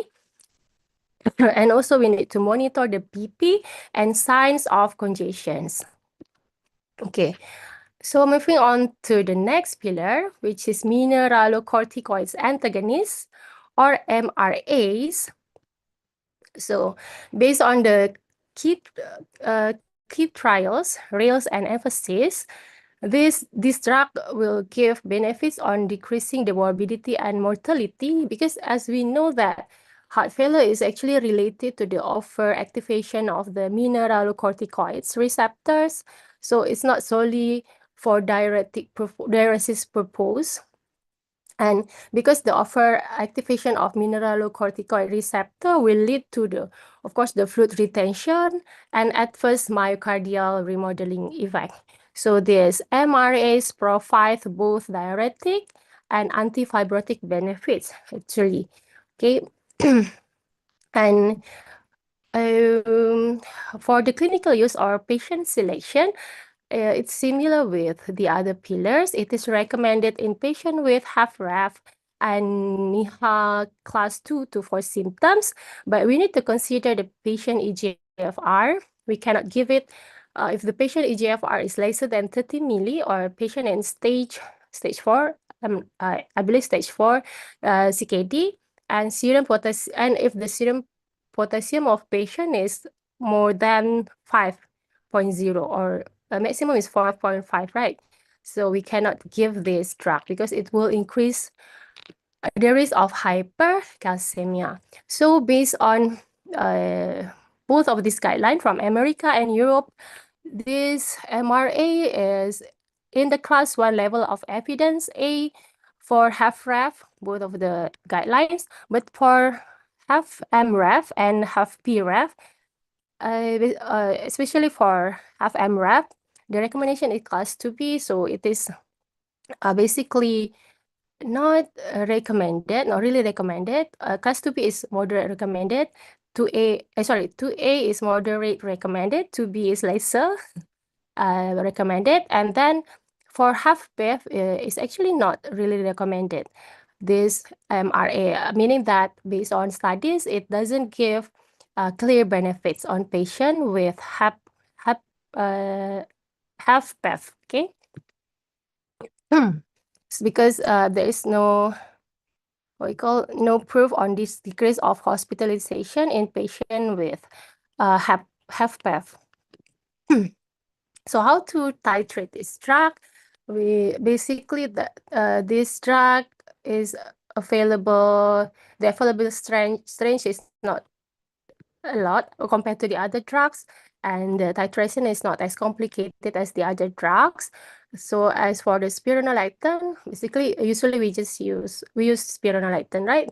Target dose is 50 milligram. We can start giving spironolactone at 12.5 or 25 milligram OD, but we need to check also patient condition because there are some clinical consideration basically related to the potassium level and renal function. So if you know that the target dose is 50 milligram OD, but if let's say the patient is already have CKD, for example, stage 3A, maybe we don't give the MRA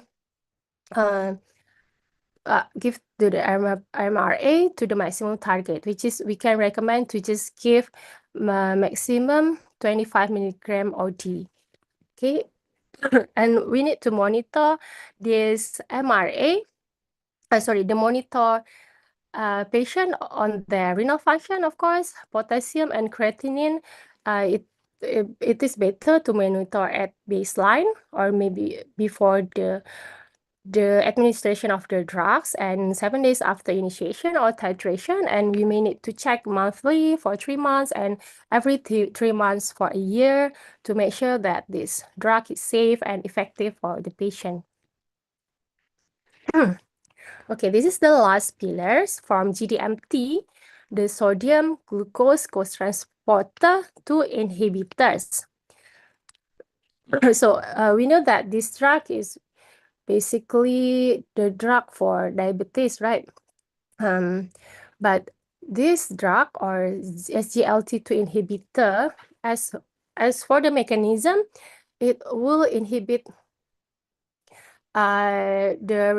it is responsible for the reabsorption of 90% of glucose. That is why it is used in diabetes management, basically, but it also responsible for the reabsorption of sodium from the tubular lumen and the proximal convoluted tubule. So these SGLT2 inhibitors is the newest universal therapy. Why it is universal? Because it can be used for broad spectrum of heart failure based on DAPA, heart failure, EMPEROR, REDUCE, and EMPEROR PRESERVE trials.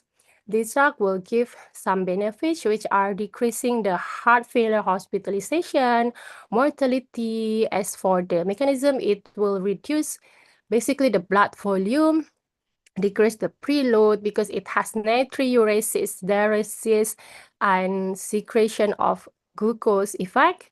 As for the metabolic effect, of course, it will lower the BP. Okay, because it reduces the blood volume.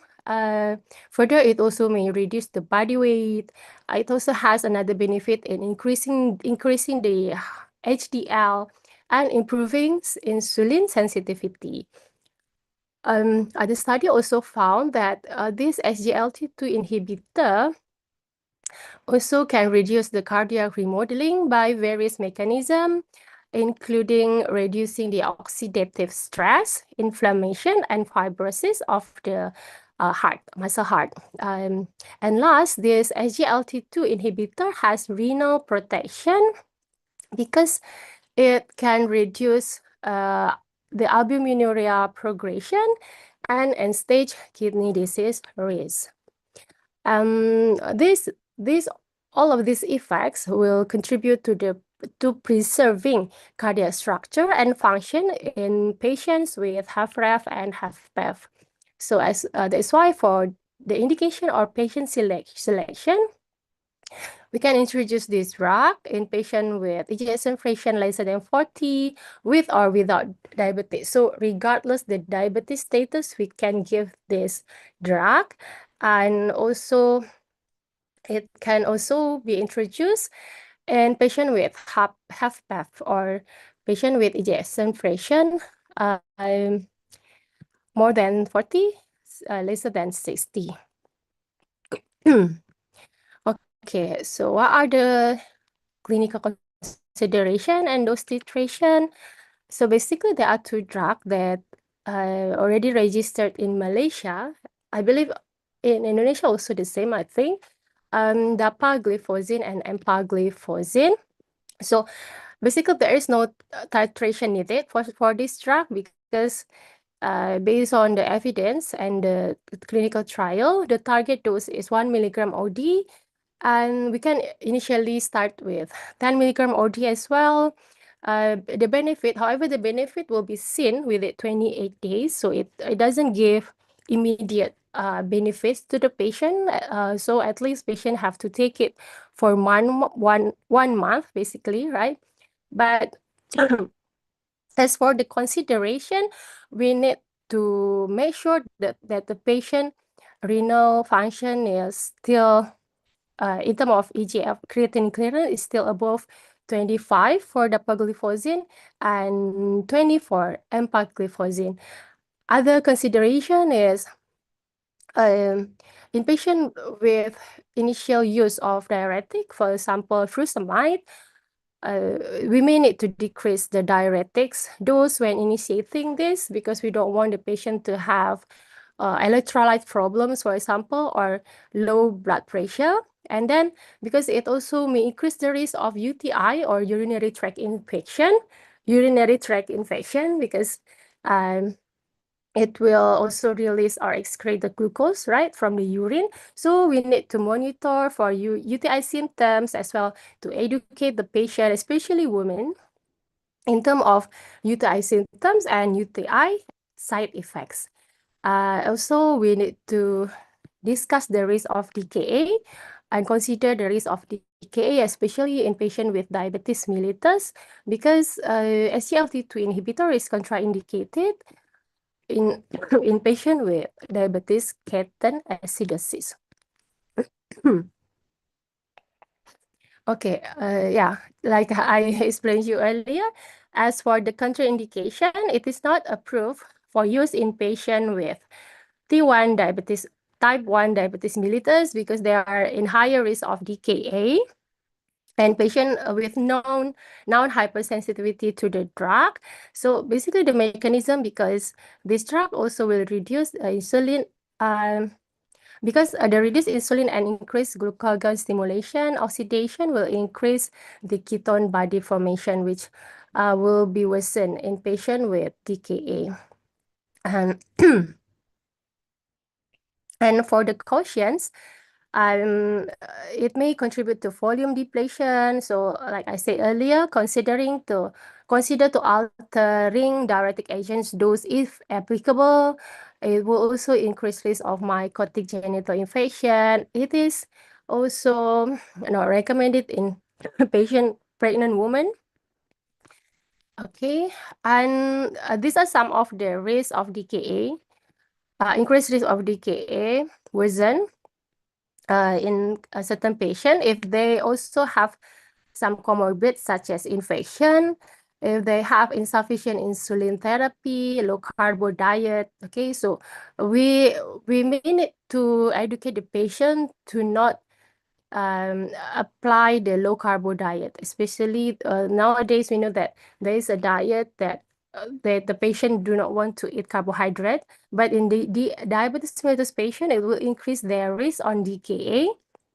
Okay, and risk of decay also worsen in patient with recent surgery. So for the recommendation, we need to hold SGLT2 inhibitors for at least 2 days to 3 days preoperatively, and an evaluation within 1 to 2 weeks of starting SGLT2 inhibitor to obtain basic metabolic panel and physical assessment of volume status, and as well to assess the medication tolerance after the surgery.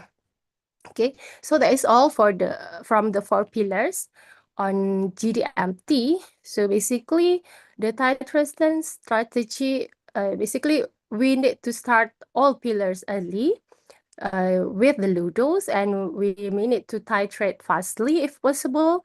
We can introduce this drug simultaneously, meaning that 4 of the drugs concomitantly, and we need to achieve the dose at least more than 50% target of dose in 1 month and full dose in 3 months. But ways we need to consider patient condition. We need there are some parameters we have to consider. The parameter that are considered adequate if the patient feels well, has good tissue perfusion, and stable renal function, SBP or systolic blood pressure is over 90 milligram, mercury and heart rates more than 50 beats per minute, and what we call if the serum potassium is within the range or 3.5 to 5.5 millimole per liter. Okay, let's say the patient BP is low during the GDMT. So we can consider to reduce the diuretic dose first if the fluid overload is absent before we reduce the dose of RAS drugs and or beta blocker. Okay. So I will move to the drugs beyond beyond the pillars for half-ref GDMT. First is diuretic agent. As we know, we always give diuretic agent as advanced diuretic strategies. The purpose is for symptom relief in congestion patient, and we also can use we can use this both of the loop diuretics as well as thiazide diuretic. But of course, first, we need to introduce the strong diuretic first, right? The loop diuretics such as furosemide. The indication is for symptom controls in patient with fluid retention. It will improve the patient's symptoms because it will decrease the preload, but we still need to monitor patient urine output, daily weight, and if the patient is resistant with furosemide, we can add the sequential nephron blockade. The thiazide diuretics, if the patient in case of resistant congestion, the example of the drugs, as you know, we have hydrochlorothiazide or chlorthalidone. So basically, it will it act at the distal convoluted tubule, different with furosemide, right? For the outcomes, it will also improve the symptoms, decrease preload because it is a potassium-sparing diuretic, of course, because the thiazide also may cause electrolyte imbalance. We need to also consider to check the potassium level, okay? So how to titrate? We need to titrate the dose to relieve the congestion over days to weeks. And we need to, if we reach a high dose of diuretic agent, for example, loop diuretic agent, for example, equivalent with 80 milligram of furosemide, we can consider to add thiazide diuretic taken together with the loop diuretic. Of course, we always need to monitor the patient BP, electrolytes, and kidney function after initiation and during the titration. So other than furosemide, we have another drug for supportive or add-on therapy when appropriate. So here we have ivabradine. Ivabradine is basically will inhibit the IF current in the SA node. It will, at the end, will reduce the heart rate without affecting the myocardial contractility or intracardial conduction. So unlike the beta blocker, it doesn't have the effect on myocardial contraction. Based on the SIFT trial, it will reduce the hospitalization by 26%, which give benefit to patient with heart failure. Based on Victorial trials, the indications is for the hospitalization patient with persistent symptoms, but the requirement is we need to make sure that the patient has sinus rhythm, resting heart rate more than 70%. We cannot give it if the resting heart rate is lesser than 70, for example, 50 or 60. So, and we may introduce these drugs on patient that in patient on maximum tolerated dose of beta blocker basically for patient with NYHA functional class 2 or 3. Okay, so we can initiate the dose initiation. For the dose initiation, we can give 2.5 milligram of ivabradine, especially if the patient is very, very old, more than 75 years. If the patient is still lesser than the age is lesser than 75 years, we can start with 5 milligram.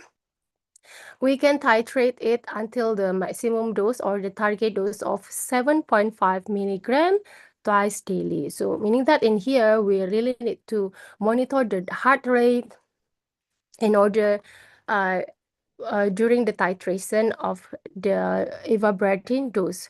So as for the caution, we need to avoid this drug in patient with atrial fibrillation and patient with low blood pressure because it also can reduce the blood pressure. Okay. Okay, other than ivabradine, next drug we have vericiguat.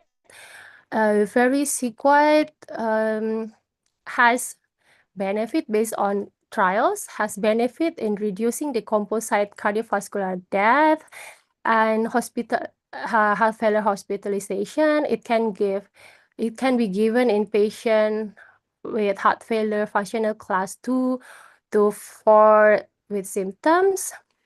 That basically the trials are Victoria and Victor trials.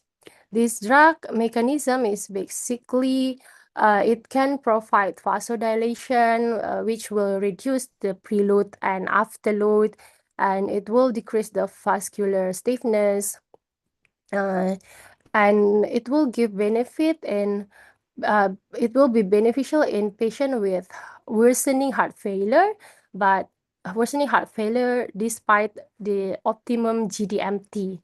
Okay, it's based on Victoria trial. So, meaning that we need to maximize the GDMT drug and dosage first. Okay. As for the dose and titration, initially we can give 2.5 milligram vericiguat daily, and it can be titrated every 2 weeks until the target dose of 10 milligram as tolerated by the patient.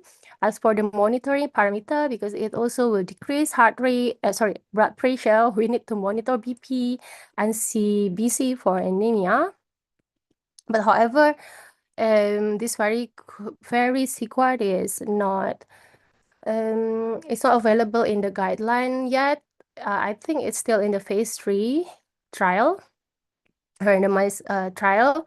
So in Malaysia, I don't think it is used in the practice, but it can be used as an option for patient recently hospitalized for heart failure and those not tolerating other agent.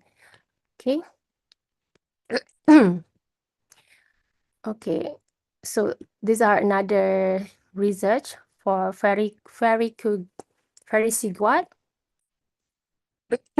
Based on this paper, which give the vericiguat together with the standard quadruple therapy. This research objective is to evaluate whether adding vericiguat improve cardiac function and QOL beyond standard therapy or not.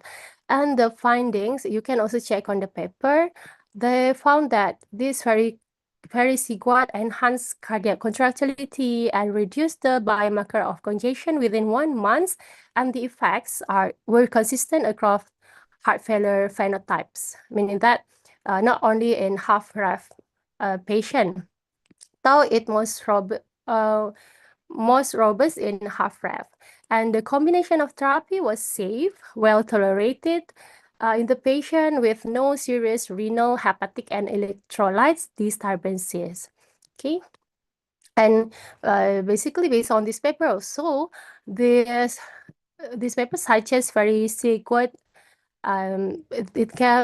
it may give synergized effect with the 4 pillars to further improve short-term outcomes significantly in patients with comorbids, or heart failure caused by myocardial infarction or other heart disease.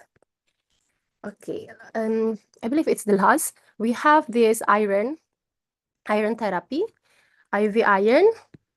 So the background is basically patient with heart failure has 40 to 50%, they have iron deficiency. It affects nearly half of the heart failure patient. So iron therapy can be given because it can provide the irons and improve the exercise tolerance and quality of life of the patient, as demonstrated in some trials, which are AFFIRM AHF and HEART FID trials. How it can improve symptoms and quality of life, this paper already explained it. It can restores the mitochondrial energy metabolism in skeletal and cardiac muscle, which further will increase the muscle strength, and also it will decrease the fatigue and dyspnea. Okay, it also improve functional class and exercise capacity, and improve the quality of life, patient quality of life, and reduce the heart failure hospitalization. But the requirement we need to check the patient iron panel first. We have to make sure that the patient ferritin is lesser than 100, with T-sats is lesser than 20 milligram. In order to the iron therapy can give benefit. Okay, if the iron level is sufficient, then we may not consider to give this iron therapy. And other than that, based on the iron out heart failure trial, they don't recommend oral iron because our oral iron is not effective as the IV iron in heart failure due to the poor absorption and inflammation-related blockage. Okay. Oh, I think I have another one. It's the latest update, basically for advanced heart failure. So the last drug is omecamtiv mecarbil. This study is quite new, I think. So omecamtiv mecarbil is also still not. I'm also still not really familiar with this drug. However, this drug is a direct activator of cardiac myosin that will increase systolic ejection time and stroke volume, and improves ventricular remodeling, as well as decrease natriuretic peptide concentrations in patients with HFrEF. So you can check on this paper.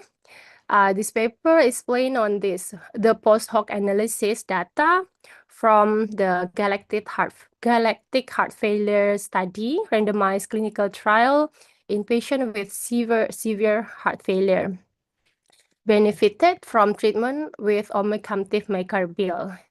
Okay, so this paper explained the findings from the post-hoc analysis that support a potential role. So it is still potential role of omecamtiv mecarbil in the treatment of patients with severe heart failure. So maybe in the future we can we still need to wait the other trials that can support this finding.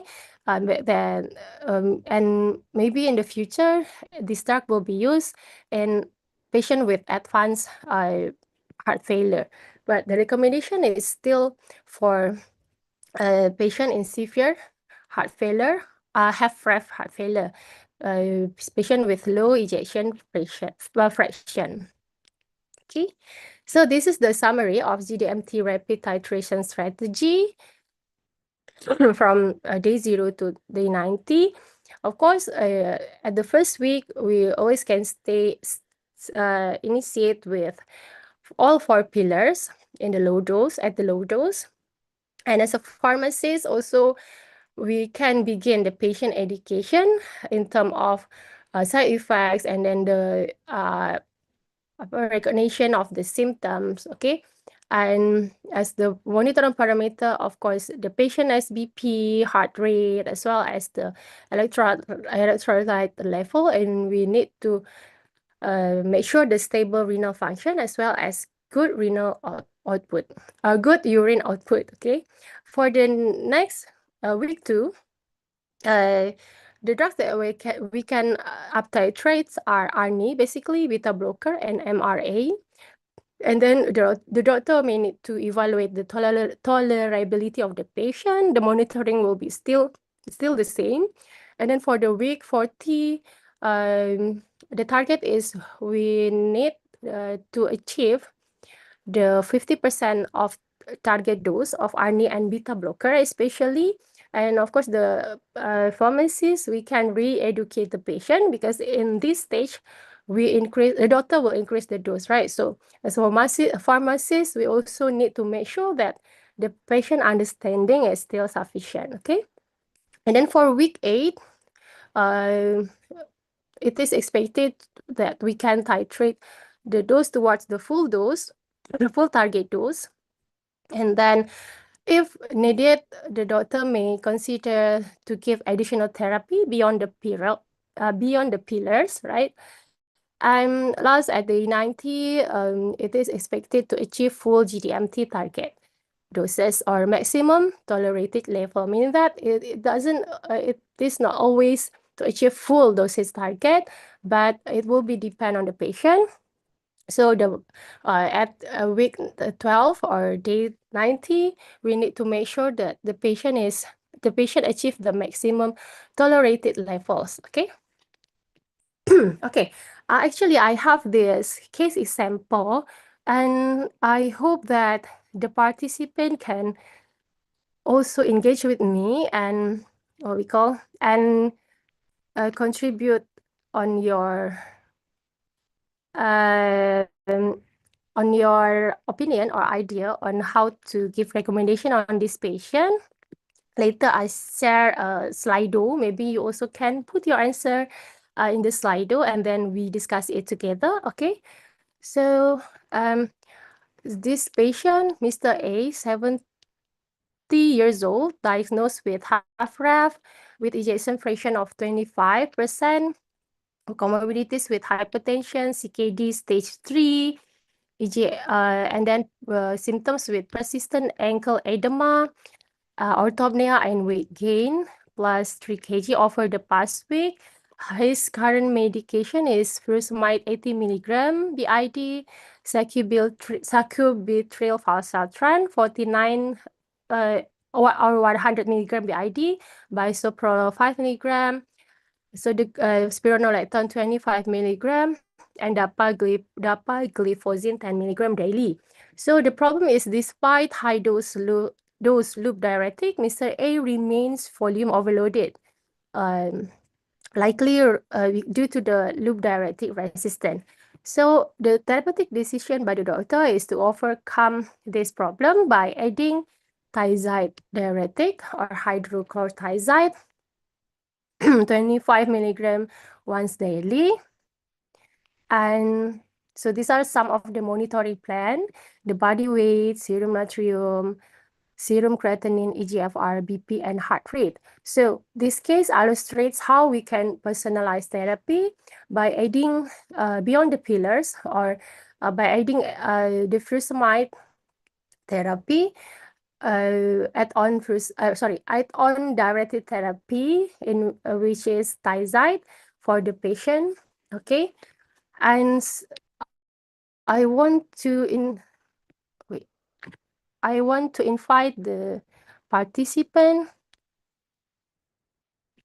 to give your opinion on how the GDMT implementation in this patient, and give the recommendation along with the justification related to the drugs used as part of the GDMT in the patient. Can you all see the QR code? QR code I shared in here.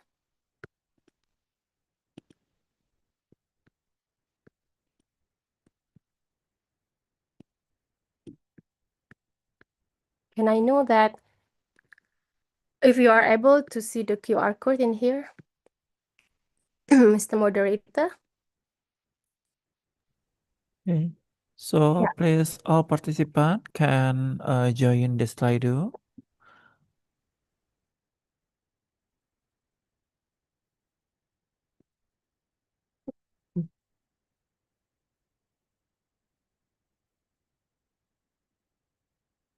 So I want you to give your recommendation in terms of GDMT implementation from this patient case. We know that the doctor already add thiazide beside furosemide on the management of volume overload, but I want you to focus on your on the GDMT therapy in this patient, which will focusing on these 4 drugs: the ARNI, bisoprolol, spironolactone, and dapagliflozin. So maybe you can recommend whether we need to titrate the dose or not. Can you give some idea? Maybe I will wait like 3 minutes to save the time.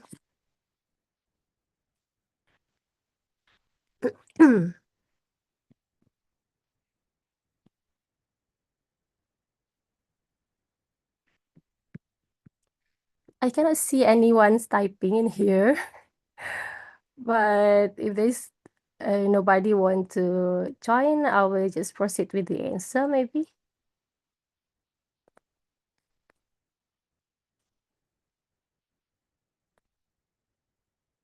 Any idea?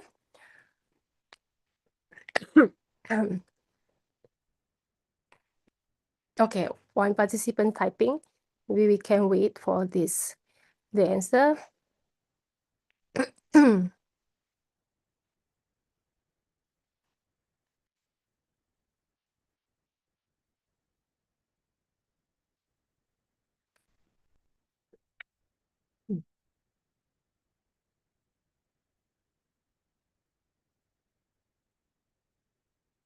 So maybe you also can identify which drug that still can be titrated in this patient, because we know that the pharmacist, we can give recommendation, and then what are the monitoring parameter maybe we can recommend to the patient.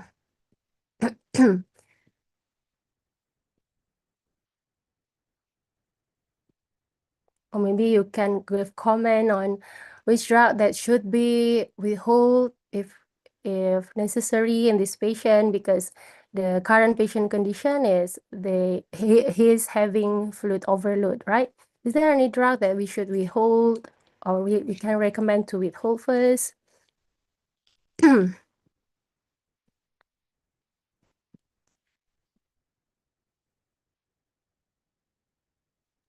Okay. Maybe some participant has There an are 3 answer. participants. There are 3 participants typing. I will wait for these 3 person, then I will discuss after they answer in here. Okay. Yes. Maybe this is a complex case, yeah. So Yeah. have more time to do this Yeah. case. So maybe my tips, you just check on the because yeah, you don't have the slides or you don't have the slide video, right? But maybe you can try to check which drug that's we can still titrate based on the GDMT.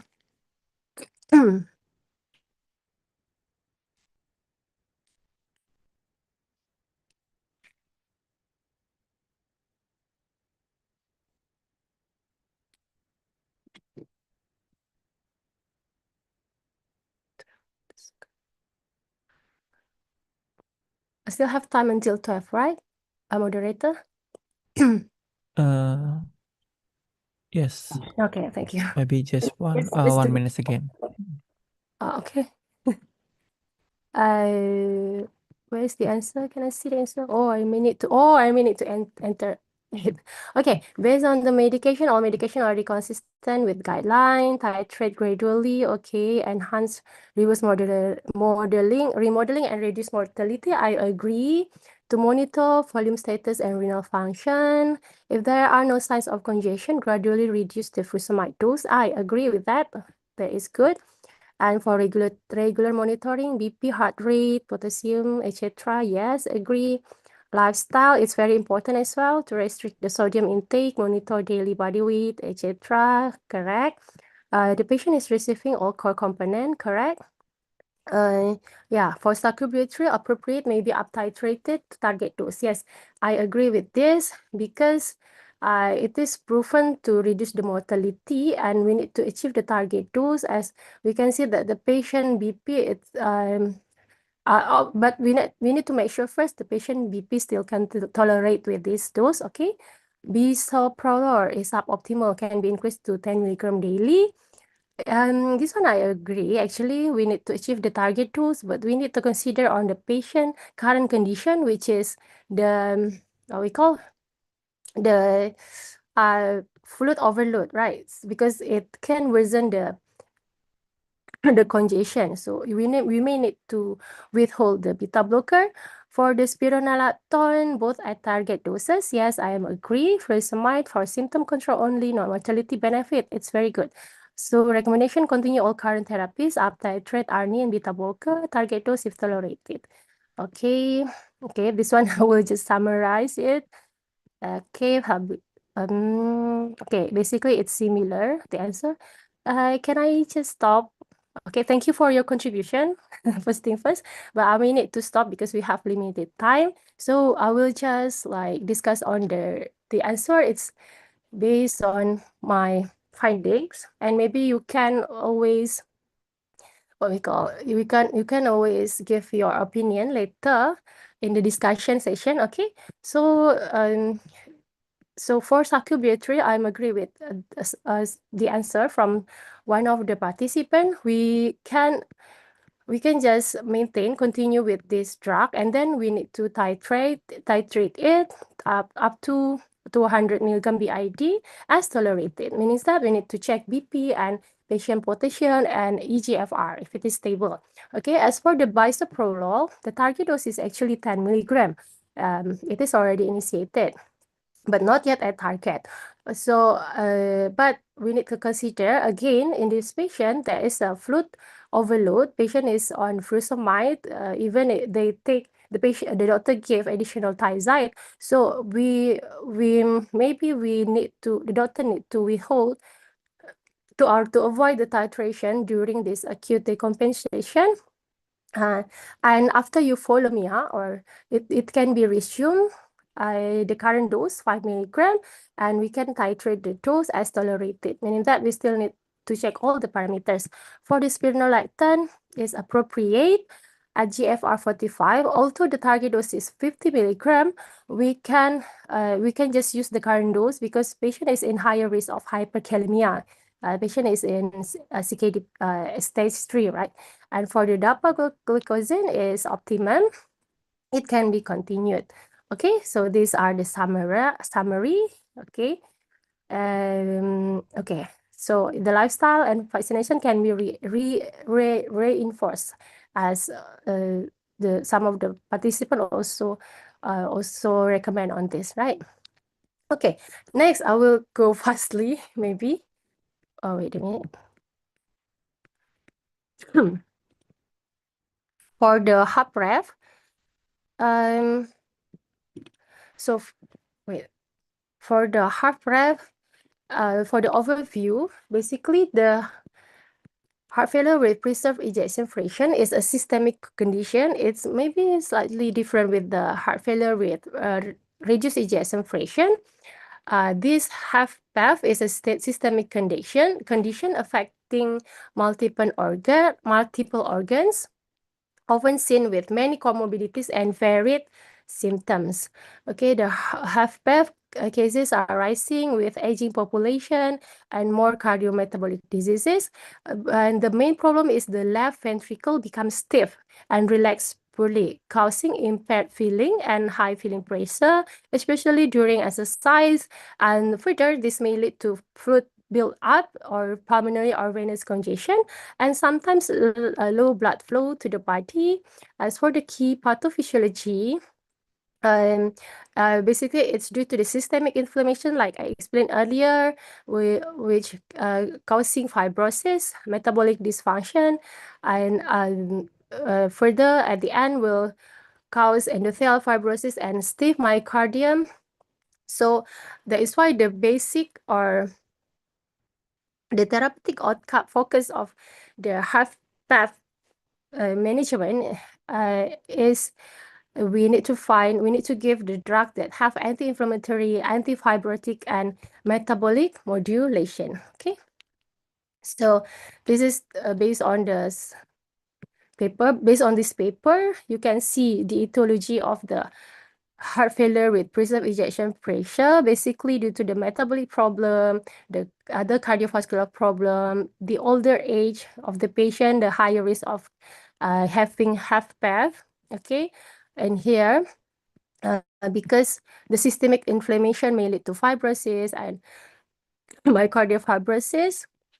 Okay, so as for the management, the principle is, of course, the early initiation of disease-modifying therapies. Different with heart failure with preserved ejection fraction, we focus on giving the disease-modifying therapies or drugs, and also phenotyping, tailoring, and comorbidity target strategies, because patient mostly they will have comorbidities as the etiology of this heart failure with preserved ejection fraction. Okay, so we may need to target, if the patient is obese and diabetic, we need to give the appropriate medication, and it should be individualized. But based on studies, for the pillars of HFpEF, it is not 4 pillars basically, because if GDMT, we need to give 4 drugs simultaneously. But for HFpEF, the first line therapy, regardless of the phenotype, is actually only SGLT2 inhibitors. It should be given in all patients. And also for loop diuretics, we can give this drug in patient with fluid overload or if it is indicated. And for ARNI, we can give this drug to the patient if the patient is with LVEF 50 to 57%.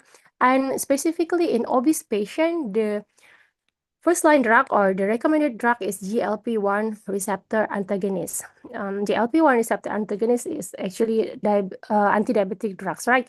But this drug has been proven to give effect on decreasing the body weight. And now currently, the non-steroidal mineralocorticoid antagonist, which is finerenone, is introduced into the pillar, although it is not not in the guideline already. I mean, in the European, American, as well in Indonesia and Malaysia, maybe finerenone is not introduced in the guideline of HFpEF, but it is recommended based on some study as the main therapy, regardless of the phenotype. It gives promising effect. So noted on this, the beta blockers that we use on the GDMT may be used in individuals with heart failure with preserved ejection fraction only in for specific indication, such as patient with atrial fibrillation, but the exercise tolerance should be monitored due to potential for chronotropic incompetence. So basically, the cornerstone is to treat the comorbidities, and then further we can we can delay the progression. It's similar with HFmREF, the SGLT2 inhibitors, also the first line, and we may consider to give the other pillars to the patient according to their condition. Okay, so why SGLT1 is a pillar for HFpEF treatment? You may check these trials, the LIFER and Emperor Preserve trials. This drug can give benefits on reducing the risk of worsening heart failure or cardiovascular death in patients with chronic ambulatory HFmREF and HFpEF, and was improve or prevent worsening the symptoms. So that's why the SGLT2 inhibitor is the first line. Okay, now we have the NSMRA, as I explained earlier, why it is introduced, because as you can see in here, although this slide looks busy, looks crowded, you can see in here many benefits, psychological benefits of these drugs in terms of giving the good outcome for the patient. Basically, based on the mechanism, it will reduce the myocardial inflammation and fibrosis. It's very important to decrease the stiffness, LV stiffness. And also it has benefit in stabilize renal function. It will decrease CKD progression and heart failure risk, and also decrease vascular fibrosis, will decrease the BP afterload, and reduce the volume overload or congestion. Okay, so based on the trial, this Finrenon significantly reduced heart failure events and improved QOL in patients with HFpEF regardless of diabetes status. Okay, meaning that patient with or without diabetes, we can give this patient, positioning it as 5 potential pillars for HFpEF treatment in the near future. Okay, so these are some of the trials as well. Fidelity and Figaro study, which in this study, they include specifically patient with CKD and diabetes and also heart failure. And the result is an SMRA safe and effective in slowing kidney progression and preventing CV event.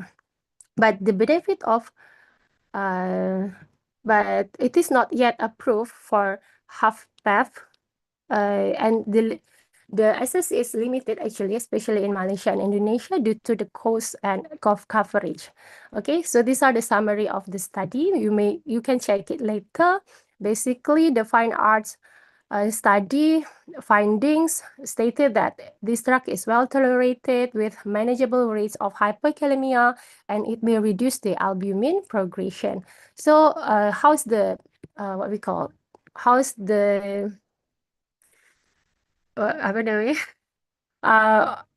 the difference between MRA and NSMRA? Basically, we know that NSMRA is non-steroidal, but as MRA is steroidal. So based on the anti-androgenic effect, Finrenon has known anti-androgenic effect, and the hyperkalemia is lesser, and it is proven for the evidence is proven in HFpEF, while in MRA, the evidence for HFpEF is limited. So basically, MRA is not that recommended for HFpEF, okay, compared to an SMRA. But because the access is still limited as well, patient with HFpEF, sometimes if it is necessary, doctors still can prescribe MRA, okay? So for the approved indication, as I know in Malaysia and in Indonesia, it is especially used in patients with CKD and T2DM, okay? Although it's a diuretic, but it can give it can give benefits in patient with T to the M plus CKD. Okay. Okay, so other drug for the management of the HFpEF is glucagon like peptide 1 receptor agonist, GLP-1. Based on some studies, it is strongly recommended, and the early use of GLP-1 RA recommended among obese HFpEF patients, regardless of diabetes status, because the mechanism, it can mimic the endogenous hormone GLP-1, which is released after meals and acts on the multiple organ. So the adverse effect is actually well tolerated. Mainly, it may cause a GI problem, right? And this drug also you can read later, okay, for the effects. It can give benefits through some effects such as metabolic effects. It will causing weight loss, and then it also can give cardiovascular and hemodynamic effect because it can decrease blood pressure. And as for this drug also has anti-inflammatory and anti-fibrotic effect. And also last, it can improve functional capacity and quality of life based on studies. Okay, this is the pharmacological treatment summary for HFpEF. Basically, the main drug we have SGLT2 inhibitor. Then finerenone is still in ongoing trial, and it's still not introduced in our guidelines, but it has the potency to be the first-line drug for HFpEF. And then the most important thing is we need to treat the comorbidities of the patient, and always we can give diuretic for congestion, okay? As you can see in this picture, you can see some of the drugs that can be used and the consideration of each of the drugs, okay? All right. Okay, this one also the summary in here. This paper want to emphasize the phenotype of the HFpEF and the use of DAPA, EMPA plus minus diuretic, and some of the what we call beyond the pillars drugs, or the drugs that are needed according to the patient comorbidities, such as if COPD, what we need to give, iron deficiency, of course, we need to give the iron supplementation, and etc. Okay, so this also a case. I will go fastly because I know I have limited time. This only the case of a male patient, 55-year-old. Actually, this is a real case taken by my student during their attachment in the hospital. So it's a real patient case, basically. This patient is basically obese, presenting with complaint, shortness of breath for 3 days, worsening orthopnea, PND, and has bilateral leg swelling for 1 week, has no chest pain or fever. This patient has hypertension, diabetes, dyslipidemia, and ischemic heart disease as the history of medical illness. On arrival, patient BP is slightly high, heart rate is also slightly high, and then the echo LVEF is 56%, consistent with HFpEF. As for the diagnosis, it is acute decompensated heart failure, HFpEF, hypertension, and CKD stage 3. So for the past medication, doctor prescribed with perindopril, metoprolol, as we know, these two drugs for the management of hypertension, right? And spironolactone, as well atorvastatin for dyslipidemia, and as well as metformin and glycoside for diabetes mellitus. So we can revert it to the patient past medication history. And in here, diuretic is given because the patient currently has volume overload, right? Mild bilateral leg swelling. So IV furosemide is introduced, and we can convert it to oral once stable. So as a pharmacist, what are your recommendations related to the patient medications and considering of the patient condition? Actually, I also want to invite you, but it's okay to save the time, or we just discuss on it. So one by one, based on the diagnosis, we know that the patient is diagnosed with HFpEF. So SGLT2 inhibitor is not in the patient current therapy, right? So SGLT2, we can always recommend it to the patient as long as the patient afford it, and we can recommend it to the doctor. So because it will improve heart failure outcomes. As for the MRA, spironolactone, it is given to the patient, right? For basically for hypertension and ischemic heart disease. It can be continued, but if possible, if possible, we can recommend to switch to the Finerenone, because we know that Finerenone currently it is approved for the indication of patient with CKD and diabetes too, right? Diabetes mellitus, and this patient is having CKD and diabetes mellitus. So, what we call, we always can recommend it, but again, it's will be depend on the doctor decision and patient. Okay. And for ACE inhibitor, for pyrindropyl, we can continue to control BP and RIAS blockade. And of course, we can recommend to titrate it to the target 60 milligram if needed.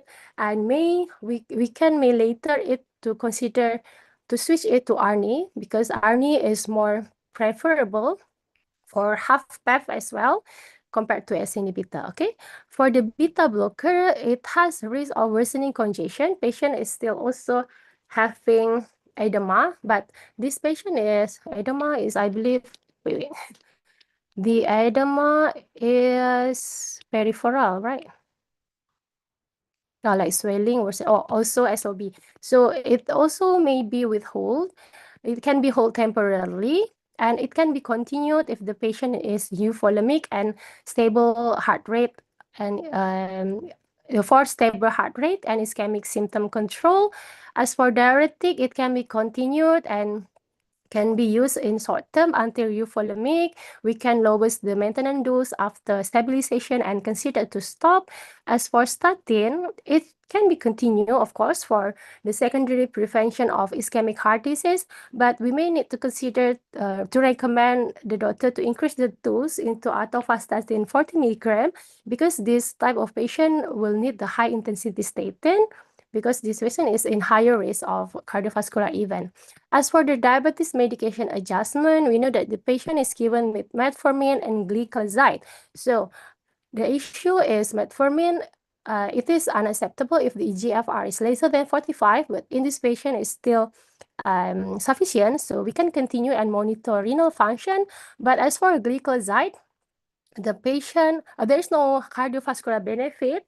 So because just now we also will recommend SGLT inhibitor, so we can recommend the doctor to stop the gliclazide and rely on SGLT2 inhibitor and also while monitoring the blood glucose of the patient. If possible, it's SGLT2 inhibitor. If not possible, alternatively, maybe we can recommend DPP4 inhibitor, sitagliptin or linagliptin. The rationale is sulfonyl or urea also should be avoided, as we know the patient is also obese, right? So this gliclazide may cause weight gain and has no cardiovascular benefit. Okay, that's for the case. And this is a summary for the safety monitoring. I believe I also have explained it during my explanation on the drugs, right? We always need to monitor what electrolytes and blood pressure, renal function, and also any drug interaction with the GDMT or current medication. And as for contraindication, because basically the patient will always take RAAS and SGLT2 inhibitor, so we need to avoid in pregnant woman and patient with angioedema. As for the patient education, we need to educate patient on 6-day rules. So what is 6-day rules basically? So it is temporary medication management and self-instruction for patient when they experience acute illness. So we really need to educate the patient on the dehydration symptoms. It can be due to if they have excessive vomiting, diarrhea, or fever, or poor oral intake and hypotension symptoms. Because in this point, we may need to withhold some drugs. So also this we want to prevent acute kidney injury due to the volume depletion and electrolyte, also to prevent electrolyte disturbances or severe hypotension by withholding certain medication temporarily until recovery. So what are the drugs that we can withhold temporarily? For example, in here, as inhibitor, if the patient renal perfusion is worsened and there is a risk of AKI during the dehydration or infection, we need to withhold ACE inhibitor and can be restarted if the patient can eat, drinking normally, and BP and renal function are stable. For diuretic, also can be withhold in patient with volume depletion, resume when euvolemic, and MRA if the patient has hyperkalemia and risk of AKI if dehydrated, we may need to temporarily withhold it, as well as SGLT2 inhibitor, because this is also a diuretic agent, right? So what patients should continue in this condition, even during the sick days, unless contraindicated, patients can usually continue the beta blockers unless severe hypotension or bradycardia occurs, and also the, for example, the diabetes drugs such as insulin, and also the anticoagulant such as warfarin if the patient is having atrial fibrillation. Okay. So last, we have pharmacists in MTN or MTM role. In MTM role, so of course we always can help the doctor to check the dose. We always help the doctor. We can always help the doctor to document the reconciliation outcomes, identify the drug-related problems, to consult on the titration plan, and recommend lab review, and also to provide patient information and education, especially on the side effects of the drugs or related to the disease itself, such as hypotension, dehydration, and the 6-day rules. Okay, so for the patient education, of course, we cannot forget about the adherence strategies, right? So we need to explain the importance of age of medication to the patient to improve their adherence, and also the dangers of abrupt discontinuation. And also we can recommend a pill organizer for the patient, reminder, and also we need to inform the caregiver on all of this importance of adherence, okay? And there are some red flags and early symptom reporting also that should be educated to the patient, which are if the patient is experiencing heart failure worsening symptoms such as SOB, shortness of breath, they have to go to the hospital or clinic, edema, fatigue, rapid weight loss, and persistent cough. And also we need to provide a clear guideline whom to contact, healthcare team, and explain the 6-day rule. So this will be my last slide. So as a pharmacist, also we need to know some of the unproven drugs or drugs that may worsen heart failure, such as we have in here. For example, like class antiarrhythmic drug, it is harmful to the patient. It may risk the mortality, and also thiazolidined's drug from diabetes mellitus treatment. It also harm to the patient, heart failure patient, because it may cause fluid retention and worsen symptoms, as well as DPP-4, especially the saxagliptin and alogliptin, because based on the study, these two drugs especially will increase also the hospitalization due to the fluid retention. And of course, the most famous drug, NSAIDs, is also harmful to the heart failure patient by mechanism of worsening fluid retention and heart failure symptoms. It should be avoided or withdrawn if possible. Okay, the key takeaways from my presentations are: first, initiation of GDMT is significantly reduce morbidity and mortality of the patient. So if it is if possible, we need to start early and titrate it fastly. And this treatment, of course, should be patient-centered, addressing both cardiac and systemic components of the disease. And the doctor may need to monitor it closely. As a pharmacist, also we can play our role in identify the RP from the BP result, renal function, and to apply the 6-day rules in the patient. And we need to empower the patient, reinforce the adherence and symptoms tracking.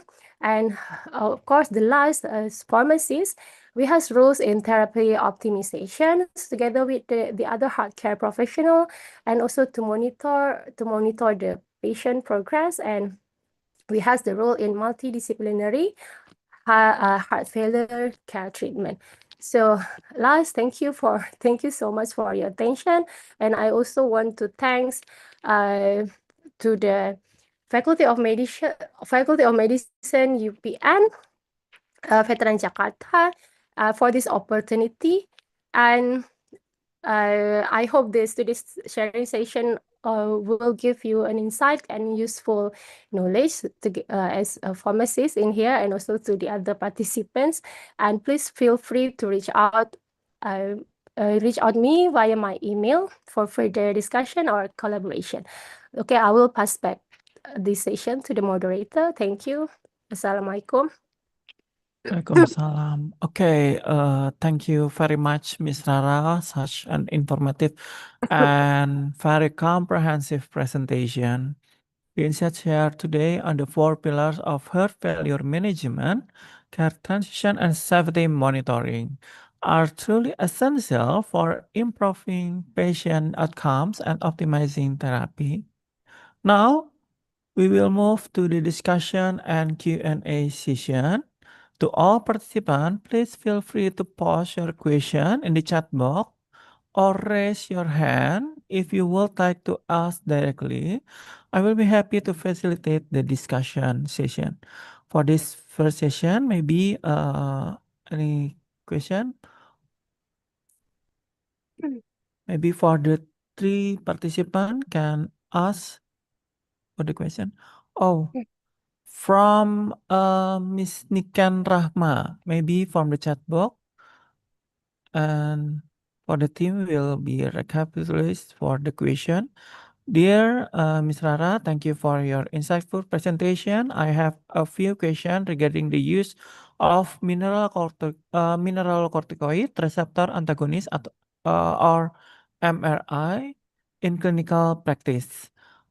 First, how should clinicians decide between using Finerenone versus spironolactone in patients with HPPAV, especially when both are accessible? And the second question, given the Finerenone has a lower risk hyperkalemia, could it be a safer option for elderly heart failure patients with borderline renal function? And third, in daily practice, what monitoring strategies differ between patients on steroidal MRS, spironolactone, and non-steroidal MRAs, Finerenone? Maybe this is the question. Maybe okay. Thank you, the moderator. I will try to answer it one by one. And okay, question for Ms. Niken Rahma. Now, first question is, how should clinician decide between use Finerenone versus spironolactone in patient with HFpEF, especially when both are accessible? So, if both are accessible, of course, based on the trials and evidence, the Finerenone is more preferred, because MRA, it doesn't proven to give benefits in patient with HFpEF, because we need to remember that in HFpEF we want to focus on manage on delaying the fibrosis, because for the Finerenone, it proven to give more benefit in preventing the fibrosis and myocardial fibrosis, right, than MRA. So if it is accessible, of course, we may recommend to use Finerenone versus spironolactone. I believe I already showed you the studies that showed that actually MRA recommendation is only 2B, so it is not really recommended for HFpEF due to its benefit. And given that Finerenone has lower risk of hyperkalemia, could it be a safer option for elderly heart failure patient with borderline renal function. Yes, it is correct. But again, it still can give a side effect on increasing potassium, although it is lesser. Again, we still need to always monitor the potassium level, knowing that all the patient is in higher risk of hyperkalemia. Okay. And last, in daily practice, what monitoring strategy is different? For the monitoring strategies, actually, I don't think it's really differ between fine renal and spironolactone. Basically, we still need to monitor the patient electrolytes as well as the adverse effect of on blood pressure. So in terms of monitoring parameter, it is similar, but in terms of safety, the we call the NSMRA has a better safety profile. Okay, next, what are the cost-effective consideration? Of course, I want to also to remind again for the Finrenan is actually it's not yet been approved. I mean, it's not approved. It's not yet been included in any guideline in international or national, or maybe Malaysia, Indonesia. It's not in the guideline. So if we talk about the cost effective, first thing first, with the doctor, we cannot really recommend it as the first line therapy as it is not in the guideline. If we want to recommend it is for the HFpEF, it will be what we call kita sebut apa off label, right? Because the label for Finrenal, if I'm not wrong, is for CKD plus diabetes 2 mellitus patient, and will give benefits on benefits on cardiovascular, and of course the price is also more expensive. So there will, and for the cost effectiveness, to be honest, I don't really check on the study on it, whether it is more cost effective or not, because the application of the use of Finrenal also is not widely used in the clinical setting, actually. That's why maybe there is no study yet, not really much study on the cost effectiveness. But if we want to talk about the effectiveness, of course, the Finrenal will be more effective for HFpEF, not HFrEF. So whether it is cost effective or not, it will need more further study. Okay, thank you for the question. Okay, maybe there's another question from Miss Nikan Rahma. Yes, she said that thank you, Ms. Rara, for your thoughtful answer. I have one last question. In the era of AI-driven drug discovery and digital therapeutics, how can pharmacy and biomedical science synergize to build smarter, safer, and more accessible heart failure care models, particularly for low and middle-income countries? Yes. For example, leveraging AI for target or drug repurposing, low-cost digital monitoring, and context-appropriate clinical decision support. Maybe. Okay, to be honest, actually, because I'm not a practice-based apa namanya? Pharmacist. So this question is very practical, So because I'm academician, so I will just answer it based on my opinion. Maybe in in the era of AI-driven drug discovery and digital therapeutic, how can pharmacy and biomedical sciences synergize to build smarter, safer, and more accessible heart failure care model? So, however, my opinion is, we already have the guidelines. We already have some studies with the evidence-based result and the recommendation. So in terms of recommending drugs for the patient with heart failure, especially, so we can always refer to the guideline and evidence-based,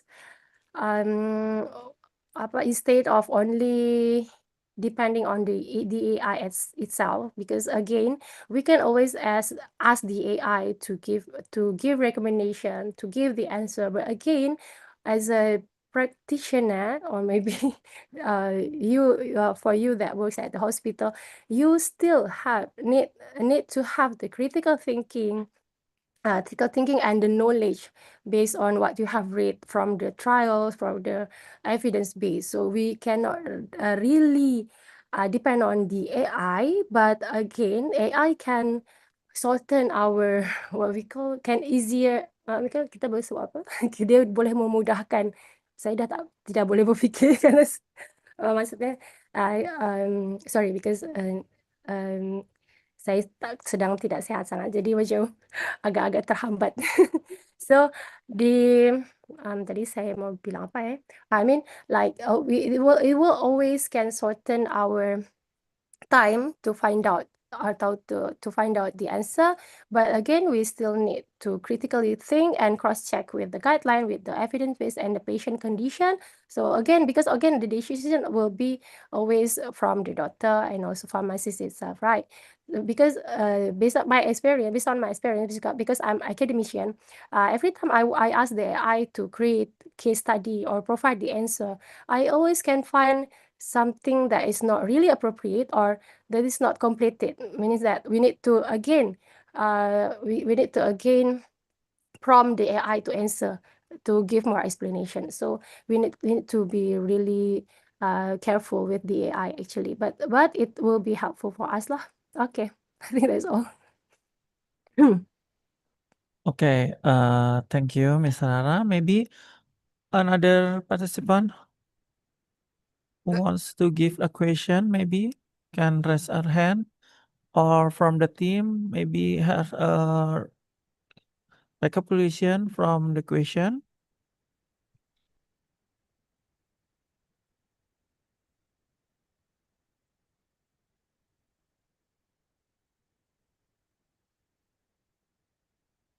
Okay, maybe you can open your mic or to ask the question directly, or okay.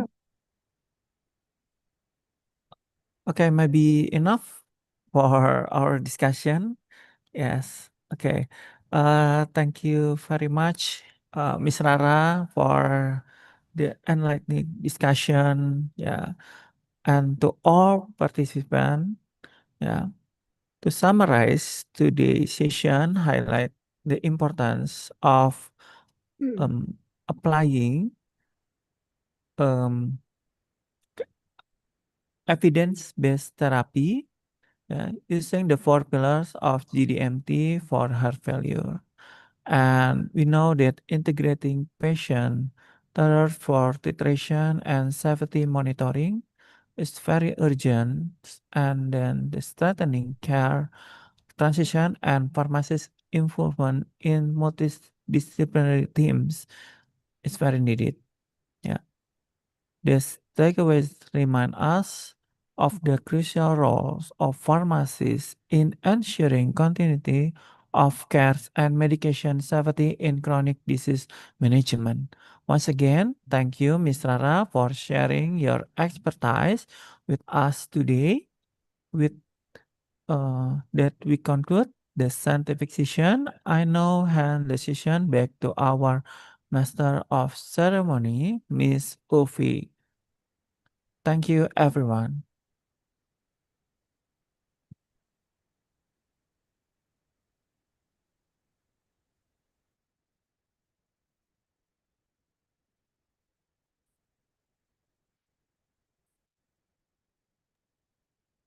Okay, thank you, Mr. Renaldi and Mrs. Rara, for such an excellent and insightful presentation. That concludes all of our presentation session for today. Just a quick reminder for everyone to receive your certificate. Please make sure to complete the post-test form that will be shared at the end of the event. On behalf of the organizing committee, I would like to express our heartfelt thanks to all speakers, moderators, and participants for being with us today.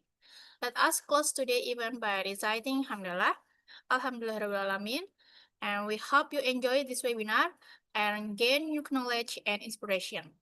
See you at our next event. Thank you very much for being with us. Wassalamualaikum warahmatullahi wabarakatuh. Have a nice weekend, everyone.